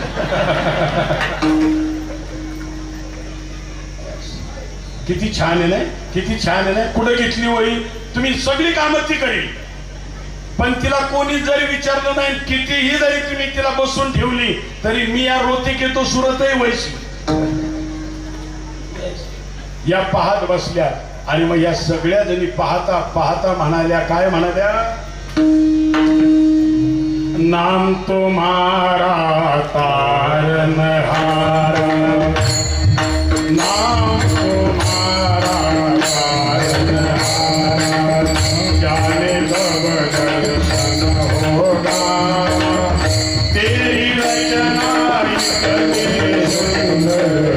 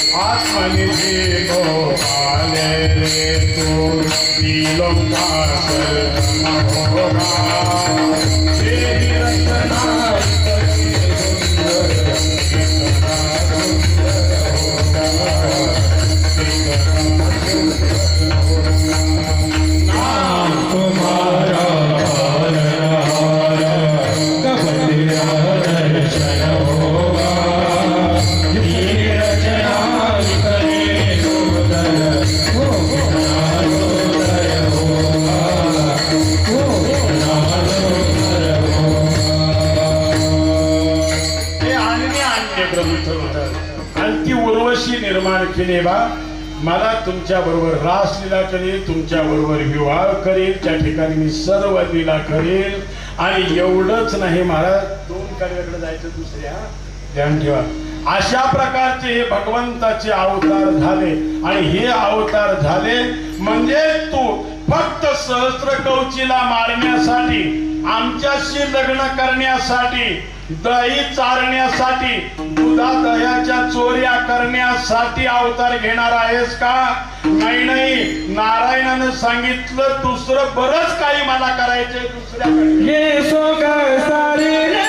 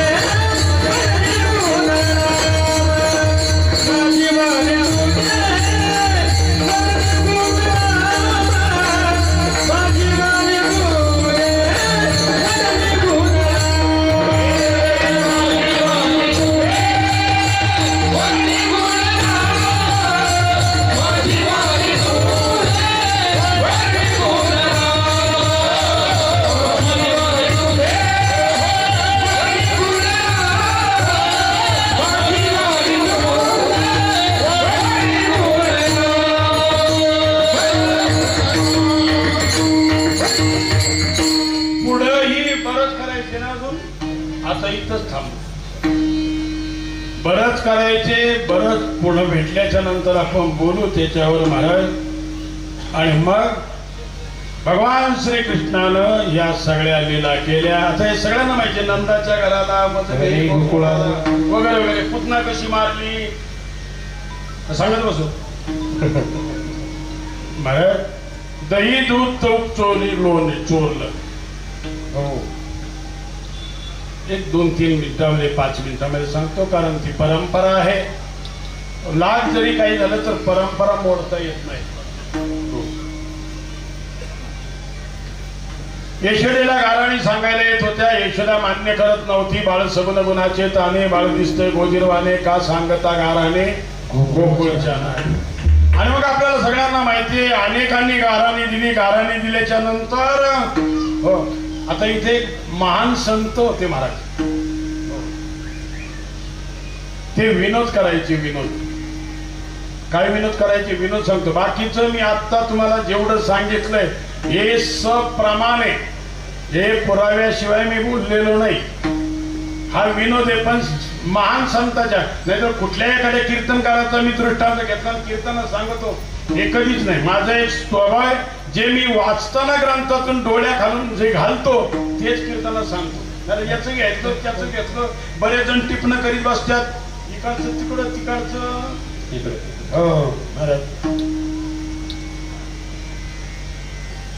यशोदेला गाराणी द्यायला गेल्यावर यशोदा म्हणले गवळणी नाही काय का गाराणी देणाऱ्या तुम्ही काही सर्वसामान्य नाही, चांगल्या घराण्यातल्या, म्हणजे तुम्ही काही खोटं बोलत नाही. मग एक काम करा ना, माझ्या घरी काही कमी नाहीये, 9 लाख गाई त्याला उणे काही. माझ्या घरी सुद्धा रोज शेकडो दह्याचे, तुपाचे, लोण्याचे माठ भरलेले ताजे ताजे. मी सांगते, ही सगळी गोकुळातली मुलं कृष्ण घेऊन आला आणि तुमच्या घरी जर ते माठ सगळे घेऊन खायला लागला तर एक त्यांना खुशाल खाऊ द्या, फक्त माठ मोजून ठेवा. आम्ही काय व्हायचो, माठ मोजून ठेवा. आणि मी सांगते ना, ऐका ना, तुमच्या घरी जसं ताजे तसं माझ्या घरी ताजे. जेवढे माठ तुमच्या घरी ते खातील त्याच्या डबलीनं माझ्या घरातून घेऊन जायचे लगेच. कुठल्याच बँकेत एवढी सोय नाही, दाम दुप्पट लगेच. हो यशोदे, अग विनोद एका संत महात्म्याचा. कारण असं म्हणतात संत महात्म्यांचं नाव घेऊ नये, नामाधिकरण गुरुदेव म्हणावं भरत. हो, आणि मग त्यांनी सांगितलं मोठ्याचं पोरग आहे, माझ्या घरी भरपूर माठ आहेत, पण शास्त्राचा नियम आणि व्यवहाराचा नियम असा आहे गवळणीनो, हा नंदाचा पोरगा असल्यामुळं मोठ्याचं पोरग आहे. मोठ्याची पोरं घरात कमी खात्यात, बाहेर जास्त खात्यात. अजूनही नाही कळलं का? खाऊ द्या खाऊ द्या. आणि मग यशोदेने त्याला ताकीद केली, कृष्णा तुला मी ताकीद करते घरी कोणाच्या. आणि मग त्याला गाई गोपाळांच्या पाठीमागं पाठवला. आणि मग कृष्ण आता कोणाच्याही घरी जायला तयार नाही. मग गवळींनी बेचैन झाल्या का कृष्ण पाहायला मिळत नाही. आणि मग त्याला गायींच्या घरी जाताना आपण तिकडे पाहिलं काशीला, आता हे मोदीजींनी रुंद केले, नाहीतर पहिल्या गल्ल्या बाबाजी एकदम छोट्या छोट्या गोवा जास्त झाले एवढल्या गल्ल्या. आणि त्याच्यातून त्या गायी, हो महाराज आजचाही नियम आहे, आजचाही नियम. कृष्ण पुढे चालायचे आणि गायी पाठीमागून चालायच्या. अजूनही आपल्या कृपा या कारखान्यावर येणाऱ्या ह्या लाल गायी, हाकणारा पुढं असतो का माग असतो? हा, तरी त्याच्या माग गायी. हो, आणि आपण पुढे राहिल्यावर आपल्या घरातलीच माग यायच्यात का नाही कोणला माहिती. गावचं तालुक्याचं लांब आहे, घरातली तरी आहेत माग. आज तागाई एवढी शिस्त आहे. आणि मग त्या गवळणी अंगणामध्ये उभ्या राहायच्या आणि म्हणायच्या कृष्णा येणारे, कृष्णा येणारे. मला आईनं ताकीद केली घरी कुणाच्या जाऊ नको, नको घरी जाऊ, तर अंगणात तर ये. आज मेरे अंगना में, आज मेरे अंगना में आओ नंदलाल, आओ गोपाल, दर्शन के प्यासी गुजरिया जा, दर्शन के प्यासी गुजरिया जा. गौरी गौरी मत खोल में गौरी गौरी गोधन को, गौरी गौरी मत खोल में गौरी गौरी गोधन को. न्यारो जमायो नंदलाल, न्यारो जमायो दहीलाल, दर्शन की प्यासी गुजरिया जा, दर्शन की प्यासी. येणारे अंगणात ये ना. आणि मग भगवान श्रीकृष्ण गेले नाहीत, वृंदावनामध्ये गेले, वृंदावनामध्ये बासरी वाजवली. आपल्याला तर पुढचा प्रसंग माहिती आहे. आणि मग यांच्या सगळ्या मनस्थित्या बिघडल्या. या तिथं गेल्या आणि त्याला सांगायला लागल्या, नको वाजवू श्री हरी मुरली, नको वाजवू श्री हरी मुरली.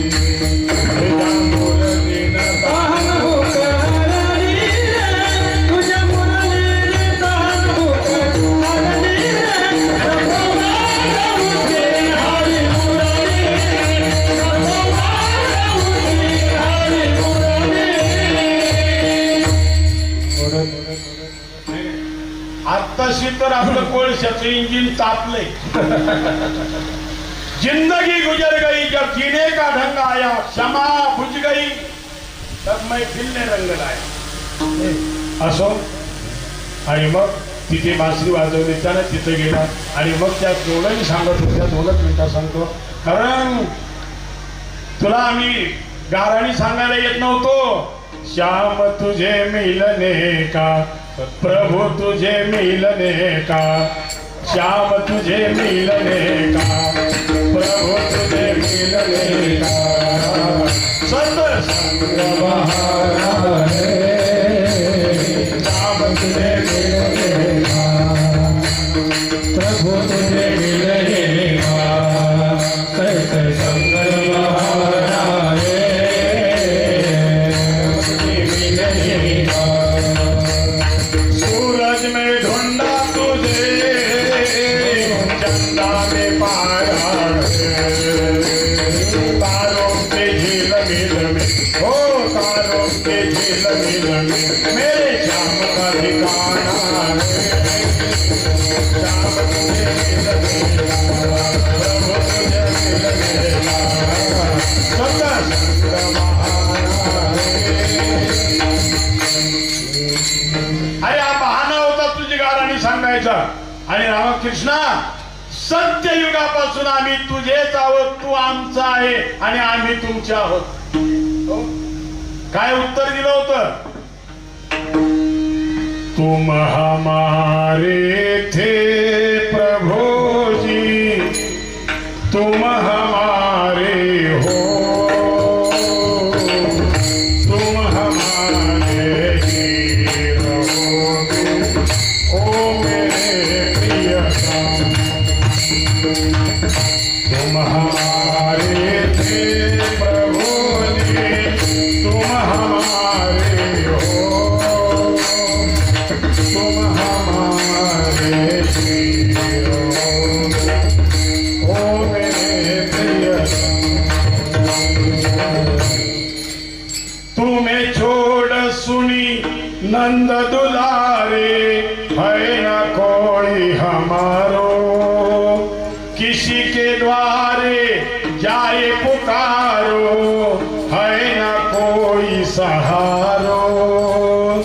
अब तो आके बाह पकड़ लो, ओ मेरे प्रियतम. तुम हमारे थे भूतकाळ, तुम हमारे हो वर्तमान काळ, तुम हमारे ही रहोगे, ओ मेरे प्रियतम. हे बा, मी तुम्हाला सतवण्याकरता आलेलो नव्हतो, चोऱ्या करण्याकरता आलेलो नव्हतो, कोणाला मारण्यासाठी मी आलेलो नव्हतो. हे सगळं मला जे करायचं होतं ते शेवटच्या कडव्यात करायचं. हाय तुम्हाला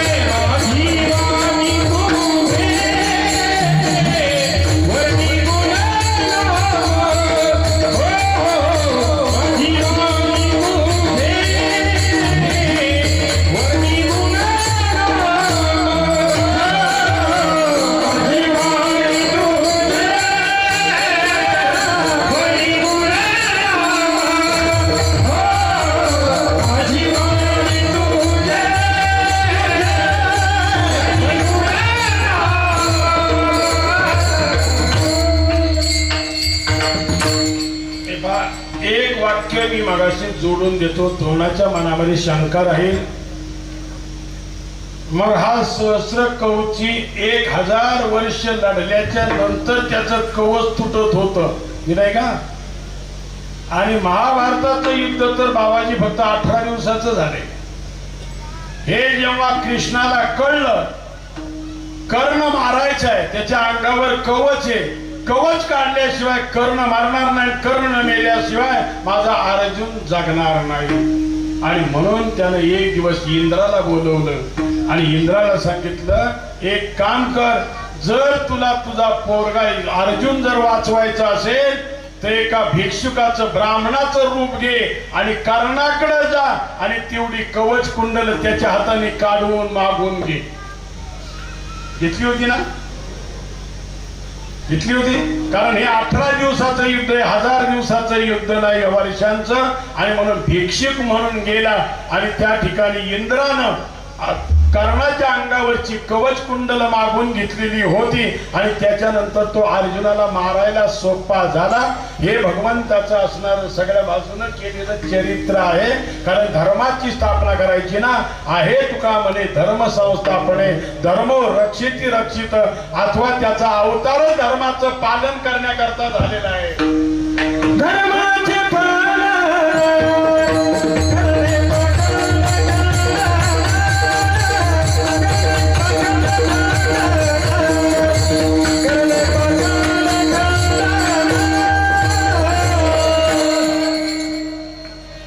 बस आमच्या कोंडाजीबाबाच्या 86व्या वर्षापर्यंत विश्वातला विक्रम आहे बाबा. जे कथा करतात, कीर्तन करतात, हो महाराज,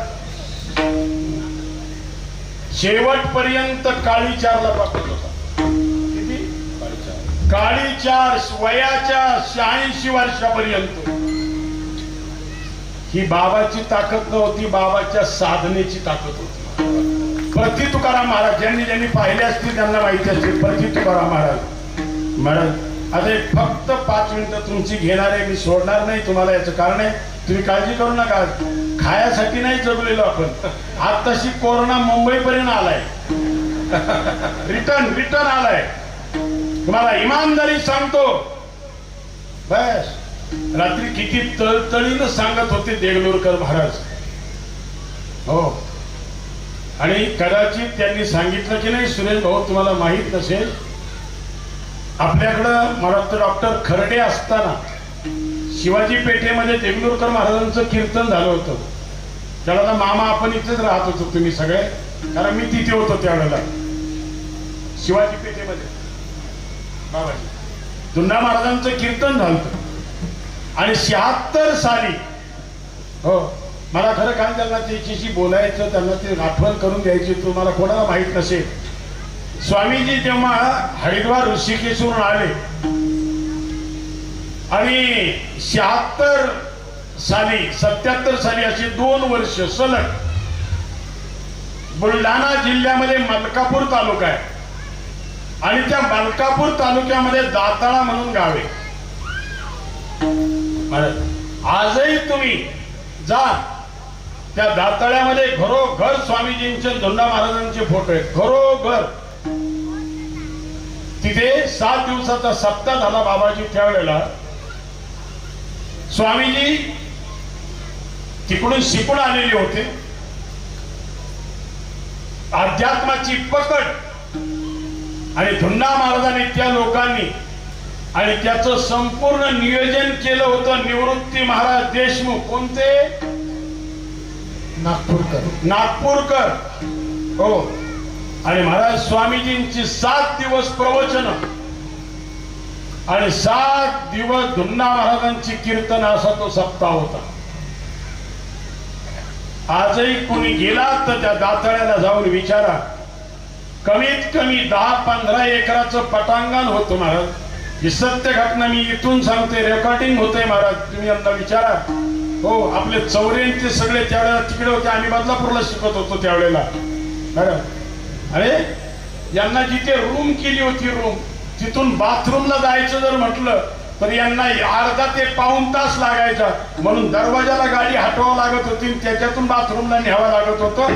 40 ते 50 हजार लोक तळ ठोकून होती त्या पटांगणामध्ये. दातड्याचा सप्ताह आज मला विदर्भात सगळ्यात प्रसिद्ध आहे. दातड्याचा सप्ताह मला दोन्ही दिग्गज होते, दोन्ही दिग्गज 40-40, 50-50 हजार लोक. आणि म्हणून असा तो धुंडा महाराजांचा त्यांचा संबंध त्यांच्या घराण्याचा आणि आपल्या स्वामीजींच्या परंपरेचा. आणि बदलापूरचं जे आपलं विद्यापीठ आहे स्वामीजींचं, तुम्हाला माहित नसेल बदलापूरचं जे स्वामीजींचं विद्यापीठ आहे त्याचं 1968 साली धुंडा महाराजांनी त्याचं भूमिपूजन केले, कुदळ मारलेली आहे महाराज. म्हणून स्वामीजींच्या कालावधीमध्ये धुंडा महाराजांचं जेवढं अग्रगण्य स्थान आणि धुंडा महाराजांनी जेवढं स्वामीजींना उचललं होतं, कारण वंद्या नैव विजानाती गुरुवीं प्रसूती वेदनाम. माळात्मीच्या वेदना ह्या वांजुटीला कधीच कळत नाही आणि गुणवंताची योग्यता ही गुणवंतालाच कळत असते. म्हणून तुका म्हणे ते पाहिजे हो हेरा गबाळाचे काम नाहीये. आणि म्हणून अशा प्रकारचा हा संबंध असणारा. आणि रात्री किती कळकळीनं पुन्हा पुन्हा ते बोलत होते. मी हात जोडून सांगतो, विनंती करतो, पाया पडतो. काय सांगितलं? घरामध्ये ज्ञानेश्वरी गाथा असला तर सोडून द्या, नुसतं वाचता येत नाही त्यांनी घरात आणून ठेवा. रात्रीचा शब्द नीट आहे का? हो, घरात पाहिजे गाथा. आणि ज्ञानेश्वरी जर घरात नसेल तर महाराज तुमच्याकडं कोट्यावधी नाही अब्जा दिशाचे जरी तुम्ही लेकरं असाल तरीही तुमच्या घरामध्ये सुख नांदू शकत नाही. कारण सुख नांदवणाऱ्या त्याच दोन गोष्टी आहेत महाराज. आणि म्हणून जीवनामधला तो सिद्धांत आहे. आता फक्त 2च वाक्य सांगतो. आता नरसिंहांचा जन्म फक्त 2 ते 3 मिनिटात सगळ्यांना माहिती आहे, पण मला त्याचा उच्चार करणं गरजेचं आहे. आपल्याला माहिती आहे संकाधिक संत होते, ते एकदा भगवान विष्णूच्या दर्शनाला वैकुंठात गेले. तिथे जय आणि विजय नावाचे 2 द्वारपाल होते. त्यांनी त्याला जायला आतमध्ये मना केली. मना केल्याच्या नंतर संकाधिकांनी त्या दोघांना शाप दिला का तुम्ही राक्षस व्हाल आणि पृथ्वी तलावर तुम्ही 3 जन्म घ्याल. त्यांचा 3 जन्म झाले. पहिला हिरण्याक्ष हिरण्यकश्यपू सत्ययुगात, त्रेतायुगामध्ये रावण कुंभकर्ण आणि द्वापार युगामध्ये शिशुपाल आणि दंतवक्र. पण ते बेटे देवाचे सेवक होते महाराज. त्यांनी सुद्धा शर्मा महाराज त्यांना शाप दिलाय, आम्ही जरी राक्षस होणार असेल ना तरी संकाधिक संतांनो तुम्हाला सुद्धा राक्षस कुळात जन्म घ्यावा लागेल. हो, आणि म्हणून त्या संकाधिकांचा चौघांचा सनक सनंदन सुजात आणि सनत कुमार या चौघांचा अंश रूपानं एक अवतार झाला राक्षसाच्या कुळात. हा जो राक्षस विजय हा हिरण्यकश्यपू जो झाला त्याच्यात पोटी प्रल्हाद म्हणून राक्षस कुळात जन्माला आला. अधिक एक वाक्य त्यानं तिथे सांगितलं होतं, भगवंताची भक्ती करण्याकरता तुम्ही आसावलेले असताना आम्ही तुम्हाला जाऊ दिलं नाही, म्हणून जर तुम्ही आम्हाला शाप दिला असेल तर पुढच्या जन्मात सुद्धा मी तुला भक्ती करू देणार नाही. आणि म्हणून हिरण्यकश्यपाने प्रल्हादाला पुढच्या जन्मात भक्ती करू दिलेली नाही. भगवंताची ताटातूट त्यानं करण्याचा अनेक वेळेला प्रयत्न केलेला आहे. हा त्याच्यातलं पाठीमागचं खऱ्या अर्थानं वर्म आहे. आणि नंतर त्यानं भगवंतानं मग पुढे आपल्याला माहिती आहे खांबातून कसा घेतला, खांब कसा तयार झाला. विष्णूला विचार आमच्या गुग्याला, कारण तो बराच वेळेला नरसिंह झालेला आहे. हो हो, मधु बोकडे त्याच्याकडे हे पात्रच असायचं आमच्या कथेमध्ये. विष्णू भुवीर मधु कांडेकर बस तो खांब बिम तयार केला. हो, माझ्या सकाळी आलं होतं ध्यानात खांब तयार करावा म्हटलं, एकदा परत विष्णू नरसिंह. पण आपल्याला आहे यालाच वेळ पुरणारा नव्हता, अशातला तो भाग वेगळा आहे महाराज. हो, आणि म्हणून अशा हा नरसिंहांचा जो अवतार आहे तिथलं जे दैवत आहे महाराज ते अतिशय उग्र दैवत आहे, तेवढं प्रेमाचं दैवत आहे. आणि आतापर्यंत नरसिंहानं जे दिलं ते कोणत्या देवाने दिलेलं नाही, तुम्हाला कळणार नाही महाराज. भागवतामध्ये उत्तर आहे महाराज त्याचं. शर्मा महाराज प्रल्हादाला त्याच्यानंतर त्यानं जे दिलं महाराज, आणि तोच प्रल्हादाचा अवतार नंतर कबीरजींचा झालेला आहे. हो, कारण त्यांनी त्यावेळेला मागणं मागितलेलं होतं. रात्री महाराजांनी सांगितलं ना, मागायचं काहीच नाही, परंतु इच्छाशक्ती जी आहे ना, इच्छाशक्ती माणसाला तिथपर्यंत संताला नेते. आणि मग त्यावेळेला प्रल्हादानं सांगितलं होतं, या जन्मामध्ये मला माझ्या पित्यानं भक्ती करू दिलेली नाही ना, मला भक्तीचा वाव मिळावा म्हणून मला पुन्हा घेई नवी जन्म यासाठी देवा. आणि म्हणून प्रल्हादाचा पुन्हा कबीरांच्या माध्यमातून जन्माला घातलेलं होतं. आणि मग त्यावेळेला कबीराच्या मागे हो, सगळं जे काही त्यानं केलं हा त्याच्यातला संबंध होता. म्हणून हे सगळं करण्याच्या पाठीमागं आहे तुका म्हणे धर्म संस्थापने केला नारायणी अवतार. 12:15 आपले झालेले आहेत. या ठिकाणी कीर्तन सेवा संपते. पुढचे थोडीशी सूचना, बाकीचा समारोप सगळा होईपर्यंत कोणीही जागा सोडायची नाही. कारण मगाशी बाबाजींच्या बरोबर तिथं अर्धा तास आम्ही बसलो, त्यांची पूजा होईपर्यंत अगोदर गप्पा मारल्या. आणि अनेक वेळेला कार्यक्रमांच्या माध्यमातून, मग कोणाच्या लग्नाच्या माध्यमातून असेल, कोणाच्या उद्घाटनाच्या माध्यमातून असेल, अनेक वर्षांचं त्यांचं दर्शन, त्यांचा कृपाशीर्वाद आपल्या सगळ्यांवर आहे. आणि म्हणून या सर्व महात्म्यांच्या माध्यमातून आपण एवढे जीवनाचा प्रवास आनंदाने करतोय. आणि मगाशी त्यांनी सांगितल्याप्रमाणे इथल्या सगळ्या संयोजकांना मी मगाशी म्हणाले, मी कोणाची नावं घेणार नाही, कारण एकाचं नाव घेतलं तर बाकीच्यांचा थोडासा सिद्धांत चुकीचा दृष्टिकोन होतो, तो भाग नाहीये.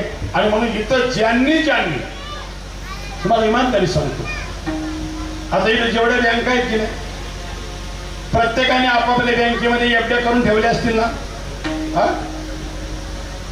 त्यांचा रिटर्न त्याच हिशोबात मिळेल ना, डबल मिळेल. जेवढा त्यांचा रिटर्न मिळणार आहे तेवढाच मिळणार आहे. तुम्हाला इमानदारी सांगतो, बाबाजीला साक्षीला ठेवून, ज्यानं आपली काया वाचा मनानं जशी जंद लुटता आला. आणि हा आनंद आपल्याला बाबाजी म्हणाले पुढच्या वर्षी आपल्याला माघ वद्य द्वितीयेला पुण्यतिथीचा हा कार्यक्रम पुण्यतिथीच्याच वेळेला करायचा. आणि तेही बरोबर आहे. याचं कारण असतं, ज्या त्या पुण्यतिथीला तिथं त्या महात्म्याचा गेलेला असतो, त्याच्या माध्यमातून ती स्थिती पुण्यवती झालेली असते, कोणती असू द्या. मग आता आपल्याकडे एवढा पावसाळा असतो, नामदेवरायांची पुण्यतिथी कधी करतो आपण? पावसाळ्यात करतो. सावतोबांची कधी करतो? पावसाळ्यात करतो. आणि भगवान श्रीकृष्णाची गोकुळाष्टमी कधी करतो? पावसाळ्यामध्ये करतो. मग असं नाही करू शकत का आपण कामं नसतील त्यावेळेला धरा, असं नाहीये. आणि म्हणून ज्या त्या वेळेला तिथं त्याचं महत्व असतं. अधिक वेळ न घेता या ठिकाणी आता विठोबा रखुमाई भजन होईल. पण माझी एकच तुम्हाला कळकळीची विनंती आहे, तुम्ही जर इमानदारी पाळली तर निसर्ग तुमच्यावर आज खरोखर कृपा करणार आहे. तुम्ही काहीही घाबरू नका का आपला पाऊस आल्यावर जेवायचं कसं होईल, काय कसं होईल. पाऊस आला तरी हलका येणार नाही, हा माझा 99% आत्मविश्वास आहे, त्याच्यावर भरोसा आहे. आणि दुसरी गोष्ट आहे महाराज, या ठिकाणी सगळ्यांनी प्रसादच घेऊन जायचा. हा महाकाल्याचा प्रसाद आहे आणि हा एका संताच्या महाकाल्याचा प्रसाद आहे. आणि म्हणून जेवढे संयोजक या ठिकाणी सायखेड्यातले असतील, बाहेर गावचे असतील, अन्य ठिकाणचे असतील, गाणारे असतील, वाजवणारे असतील, सर्वांना बाबाजींचा आशीर्वाद, नरसिंहाचा आशीर्वाद आणि रघुनाथदास महाराजांचा खऱ्या अर्थानं आशीर्वाद या ठिकाणी प्राप्त होणार आहे. आणि शेवटपर्यंत सूचना पूर्ण मिळेपर्यंत कोणीही जागा सोडायची नाही. कारण महिला ही गडबड करत असतात थोड्याशा. आता सगळ्यांच्या घरी कुकर असेल ना, आहे का? शिट्ट्या झाल्याबरोबर लगेच उघडीचा का? थोडासा गार पडून द्याचा ना, मग कीर्तन संपल्यावर थोडंसं गार पडून द्या. आणि जर लगेच कुकर उघडला तर तोंडणीत राहणार. बस छोटीशी सूचना. आणि हात वर करून आता सगळ्यांनी विठोबा रखुमाई, विठोबा रखुमाई.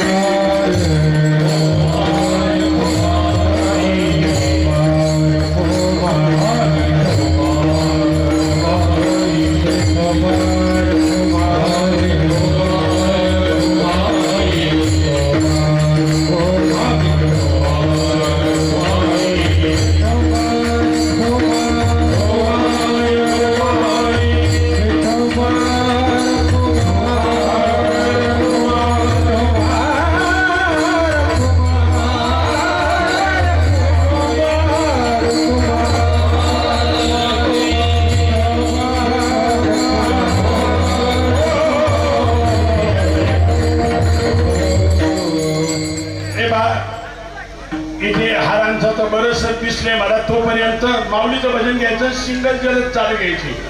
ज्ञानेश्वर माऊली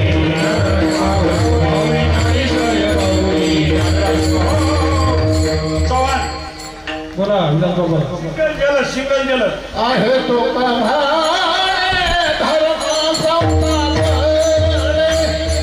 आहे तो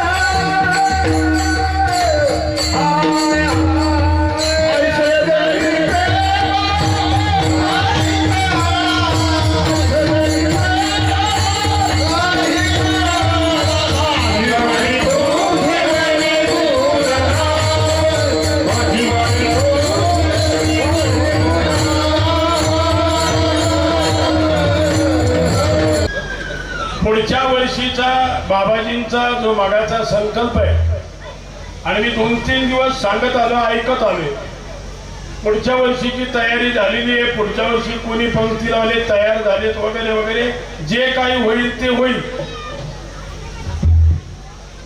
तुमच्या सगळ्या सायखेडवाल्यांच्या परिसरातल्या पंचकृषीच्या सहकार्यानं हा आणि रघुनाथदास महाराजांच्या कृपेनं पुनश्च हे आयोजन ज्यावेळेला जर झालं तर ते माघ वद्य तृतीयेला महाराजांच्या पुण्यतिथीच्या वद्यच ना बाबा वद्य तृतीयेच्या वेळेलाच त्या ठिकाणी ते संपन्न होईल पावसाचंही काही राहणार नाही आणि आता आपण सगळ्यांनी एवढा भरून आपण या ठिकाणी जो सहयोग केला जो उत्साह दाखवला तो बाबाजींच्या वतीनं सप्ताह कमिटीच्या वतीनं सत्संग मंचाच्या वतीनं सगळ्यांच्या वतीनं तुम्हाला लाख लाख शुभेच्छा आणि ईश्वर करो आणि आपल्या जीवनामध्ये निश्चित याचं फळ आपल्याला पदरात पडो एवढी नरसिंहाच्या चरणी प्रार्थना करतो या ठिकाणी आता अभंग होतील लक्षात ठेवा आणि अभंग झाल्याच्या नंतर दही हंडीचा कार्यक्रम या ठिकाणी होईल आरती होईल कारण तुमची मिरवणूक याच्या नंतर नाही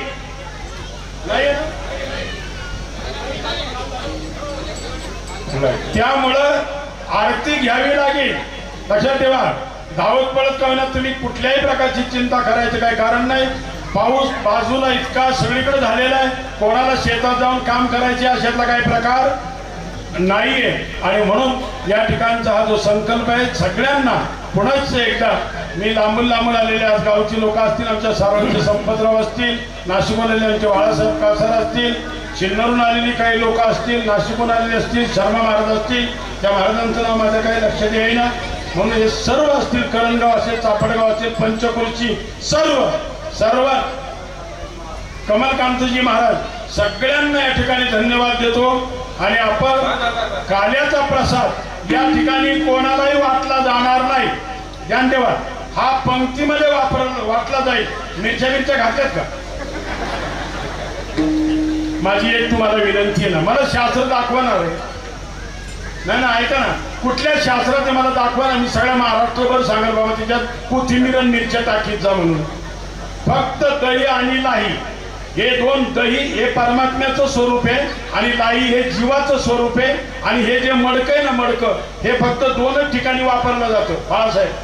फक्त दही हंडीला आणि दुसरं जिथून मुक्ती मिळायची तिथं. आणि तो जो प्रसाद आहे त्या प्रसादामध्ये तुम्ही मिरच्या कालवता, याचा अर्थ दही आणि लाई. लाई पेरलेली परत उगवत नाही, बीज भाजणी केली लाई आम्हा जन्म मरण. आणि त्याच्यात तुम्ही त्या परत बिया टाकता, बिया उगवतात ना परत. मग प्रसाद खाऊ नये जर तुमचे जन्म मरण जर जात नसतील, त्या प्रसादाला अर्थ नाहीये कुठं. बरं तुम्ही मला दाखवा कुठल्या पंढरपूरला, आळंदीला, फडकऱ्यांमध्ये हा नियम आहे का? हा फक्त नाशिक जिल्ह्यातच आहे, लक्षात ठेवा. आणि म्हणून याच्या पुढे माझी तुम्हाला कळकळीची विनंती आहे, आपण सगळं काही करतो, सगळं काही करतो आणि थोड्यावरून जर आपण त्याची मर्यादा जर तोडत असाल, बरं खास चवीसाठी जर खायचं असेल तर बाकीच्या चवनं खायला भरपूर धाबं पडलं तिकडं. इथली मर्यादा तोडत नका जाऊन. याच्या पुढे कधीही कुठल्याही कार्याच्या कीर्तनामध्ये, प्रसादामध्ये कोथिंबीर आणि मिरची अजिबात टाकू नका. तुम्ही किती जरी परमार्थ केला तरी आपल्या पदरामध्ये काहीच पडणार नाही. बस पुनरपी जननम पुनरपी मरणम पुनरपी जननी जठरे शयनम, अशा प्रकारचा सिद्धांत हो. आणि एवढीच माझी संकल्पना तुम्हाला या माध्यमातून देतो. अलीकडे हा हे बाबाजी एका सत्पुरुषानं दिलेली गाथा आहे. ते म्हणले एक काम करा, आता या कुंभाच्या वेळेला आल्याच्या नंतर मंडलेश्वरांनी मला जेवायला ताट दिलंय. त्यांचा मेसेज आहे माझ्या मोबाईलमध्ये. म्हणजे महाराज आयुष्यभर माझी एवढी एकच आठवण करा, काय जिथं जाल तिथं त्या ताटातच तुम्ही जेवायचे. काशाचं मोठं ताट दिलंय. आणि जिथं तुम्ही काल्याचं कीर्तन कराल तिथं याच गदेनं दही अंडी फोडायची म्हणजे. आणि बऱ्याच वेळेला पण काल्याच्या कीर्तनात म्हाताऱ्याची काठी घेतो. बरं म्हातारा सकाळी जाताना काठी कुठे ठेवत असेल? हे पवित्रम पवित्र वा मंगलानांच मंगलम, अशा प्रकारच्या या ठिकाणी जय विठ्ठल होईल. कोणीही जागा सोडू नका आरती झाल्याशिवाय. जय विठ्ठल. हे बा दही हंडीला विनाय लागला नाही तर आपलं शिंकेला वेले दुरी झालं, कंठी धरीला झालं. थांब एक मिनिट, विनय लावून घ्या. आणि हे बघा एक फडकऱ्यांचा, तुम्ही काल देवकुलकर महाराजांचा ऐकलं असेल. फडकऱ्यांची एक परंपरा आहे, काल्याचं कीर्तन कोणी करावं. महाराज कोणी विचारत नाही आपल्याला. तुमच्याकडे खाली मराठवाड्याकडे तिकडे तुम्ही पहा, काल्याचं कीर्तन कोण तरी त्यांची असते स्थानम प्रधानम न बलम प्रधानम. हा धर्मशास्त्राचा वारकऱ्यांचा थोडासा नियम आहे. आणि म्हणून बाबाजी या ठिकाणी या, शर्माजी या, बाबाजी या, आपण या ठिकाणी सगळे. पण तुमचा अधिकार खऱ्या अर्थाने या ठिकाणचा आहे. आणि नंतर अभंग होतील पुरी तिच्याना. चला शिंकेला विले दुरी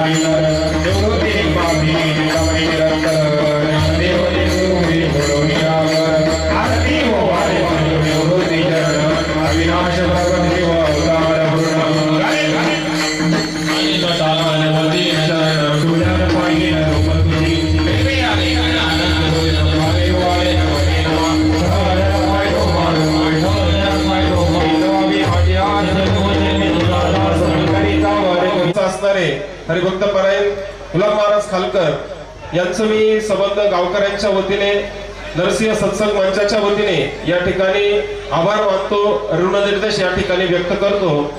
त्याचबरोबर या ठिकाणी असणारे सर्व गायनाचार्य, मृदुंगाचार्य, दोन्हीही गावचे भजनी मंडळ यांचंही मी या ठिकाणी मनपूर्वक आभार मानतो। त्याचबरोबर आजच्या कीर्तन सेवेला या ठिकाणी विशेष उपस्थिती श्री आदरणीय संदीप महाराज शर्मा, त्याचबरोबर कमलाकांतचार्यजी महाराज, हरिभक्त परायण नवगरे सर, त्याचबरोबर या ठिकाणी महाराजांवर प्रेम करणारे नाशिकवरून आलेले संपतराव नवले कासार साहेब, त्याचबरोबर खंडू बोडके हे या ठिकाणी उपस्थित आहेत। सर्व गावकऱ्यांच्या वतीने मी यांचा या ठिकाणी आभार मानतो। आजची जी कीर्तन सेवा आहे, ही कीर्तन सेवा ज्यांनी घेतली होती ते हरिभक्त पारायण आदरणीय गोपाळनाना बोडके, त्याचबरोबर आजचा महाप्रसाद जो आहे, या महाप्रसाद ज्यांनी घेतलेला आहे तो सायखेड्याचा भुतडा परिवार, ज्यांना जीकेबी या नावाने ओळखलं जातं, या समस्त परिवाराने आजच्या या भंडाऱ्याचा जो कार्यक्रम आहे, या भंडाऱ्याचा महाप्रसादाचा जो कार्यक्रम आहे तो त्यांच्याकडे आहे।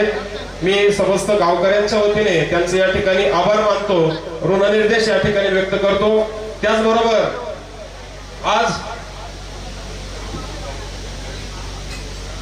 आज या ठिकाणी ह्या सप्ताहाची जी तयारी सुरू झाली, त्या तयारी सुरू झाल्यापासून तर आजपर्यंत ज्यांनी ज्यांनी या ठिकाणी आपली सेवा दिलेली आहे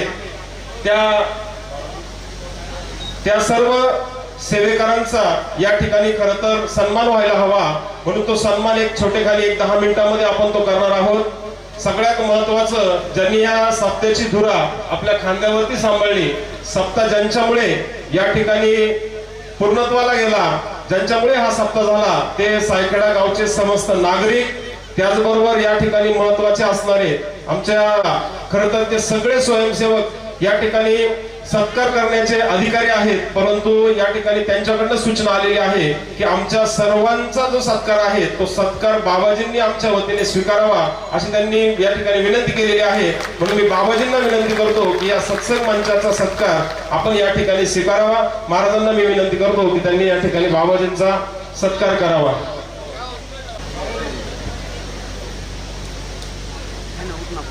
पासून आभार मानतो। हा सप्ताह जो आहे, हा सप्ताह, या सप्ताहाला एवढं मोठं भव्य दिव्य रूप त्यांच्यामुळे या ठिकाणी देता आलं आपल्याला, म्हणून ते सर्व स्वयंसेवक मागे उभे आहेत, त्यांचं मी या ठिकाणी मनापासून धन्यवाद देतो, त्यांना त्यांचे आभार मानतो। त्याचबरोबर आपल्या या सप्ताहासाठी गेल्या 8 दिवसापासून तो या ठिकाणी आपल्या सेवे, महाराजांच्या बाबाजींच्या सेवेमध्ये तो या ठिकाणी आलेला आहे। यांची होती, कृपया त्यांनाही विनंती, तात्या आले असतील तर तात्यांनी या, अर्जुन तात्या आले असतील तर त्यांनी या, नसतील आले माझ्या वडिलांना विनंती होतो, कुटे परिवारातर्फे लक्ष्मण श्री हरी कुटे यांनी यायचं आहे।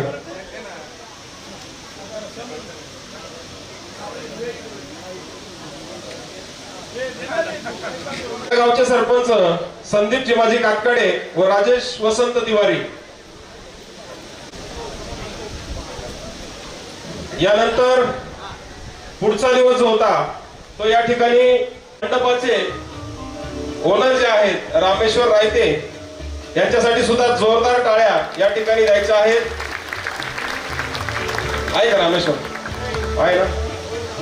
त्यांचा यानंतर श्याम महाराज या गोकुळ गीते,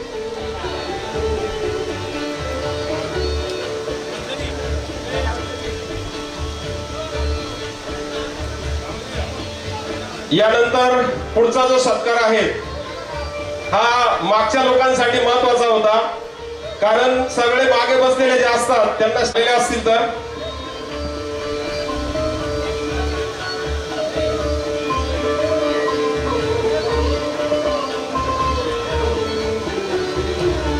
यानंतर आहेत ज्याचे पाय कधी थांबतच नाही, जो कधी थांबतच नाही तो आपल्या सर्व गावाचा लाडका रामा, या रामाचाही सत्कार या ठिकाणी महाराजांनी करावा अशी मी त्यांना विनंती करतो.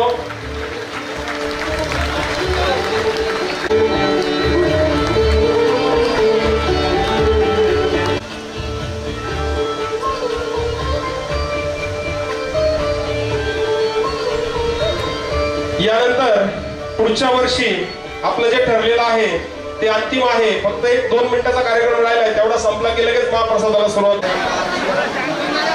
हरी गुरु ब्रह्मा गुरु विष्णू गुरुदेव महेश्वरा गुरु साक्षात परब्रह्म तस्मै श्री गुरुवे नमः. आपण मागल्या 8 दिवसापासून जो सप्ताह चालू झालेला आहे आणि त्याच्या अगोदर मी काही लोकांसह मला येऊन सांगायचं की इथे असा सप्ताह झाला, तिथे त्या सप्ताह झाला, तर मी सहज बोलून गेलो होतो. अरे म्हणजे इकडे तिकडे मला सांगता तुम्ही स्वतः करा ना असा सप्ताह. तर त्यांनी लगेच मनावर घेऊन सहकार्य केलेलं आहे आणि त्याचा परिणाम आज आपल्यासमोर आहे. मला जास्त सांगायची गरजच नाही, जे काही परिणाम आहे तो आपल्यासमोर आहे. आणि त्याच्यावर मी हे सांगतो की मी माझ्या शब्दाला मान देऊन तुम्ही जो हा समाज सहयोग दिला आहे ह्याच्यात तर मी सदैव तुमचा ऋणी राहील आणि त्या ऋणातनं म्हणजे बाहेर यायची माझी इच्छा मी नाही आहे. असंच आणि असंच तुम्ही या धार्मिक कार्याला आणि सत्कार्याला सत्या कार्यकर्ता सदैव असं सहभाग घेत राहा अशी माझी इच्छा आहे. हे बा, कोणी गडबड गोंधळ करू नका. सगळ्यांना महाप्रसाद भरपूर आहे. वाढणाऱ्यांना जागा राहील अशी बसा. महिला मंडळ वाढणाऱ्यांना जागा राहील असं बसा. कोणीही काळजी करू नका. मगाशी आपण शब्द दिला, आपला संकल्प नरसिंह भगवंताने केला. चांगलं ऊन पडले, आता पावसाची भीती संपलेली आहे. नरसिंह भगवान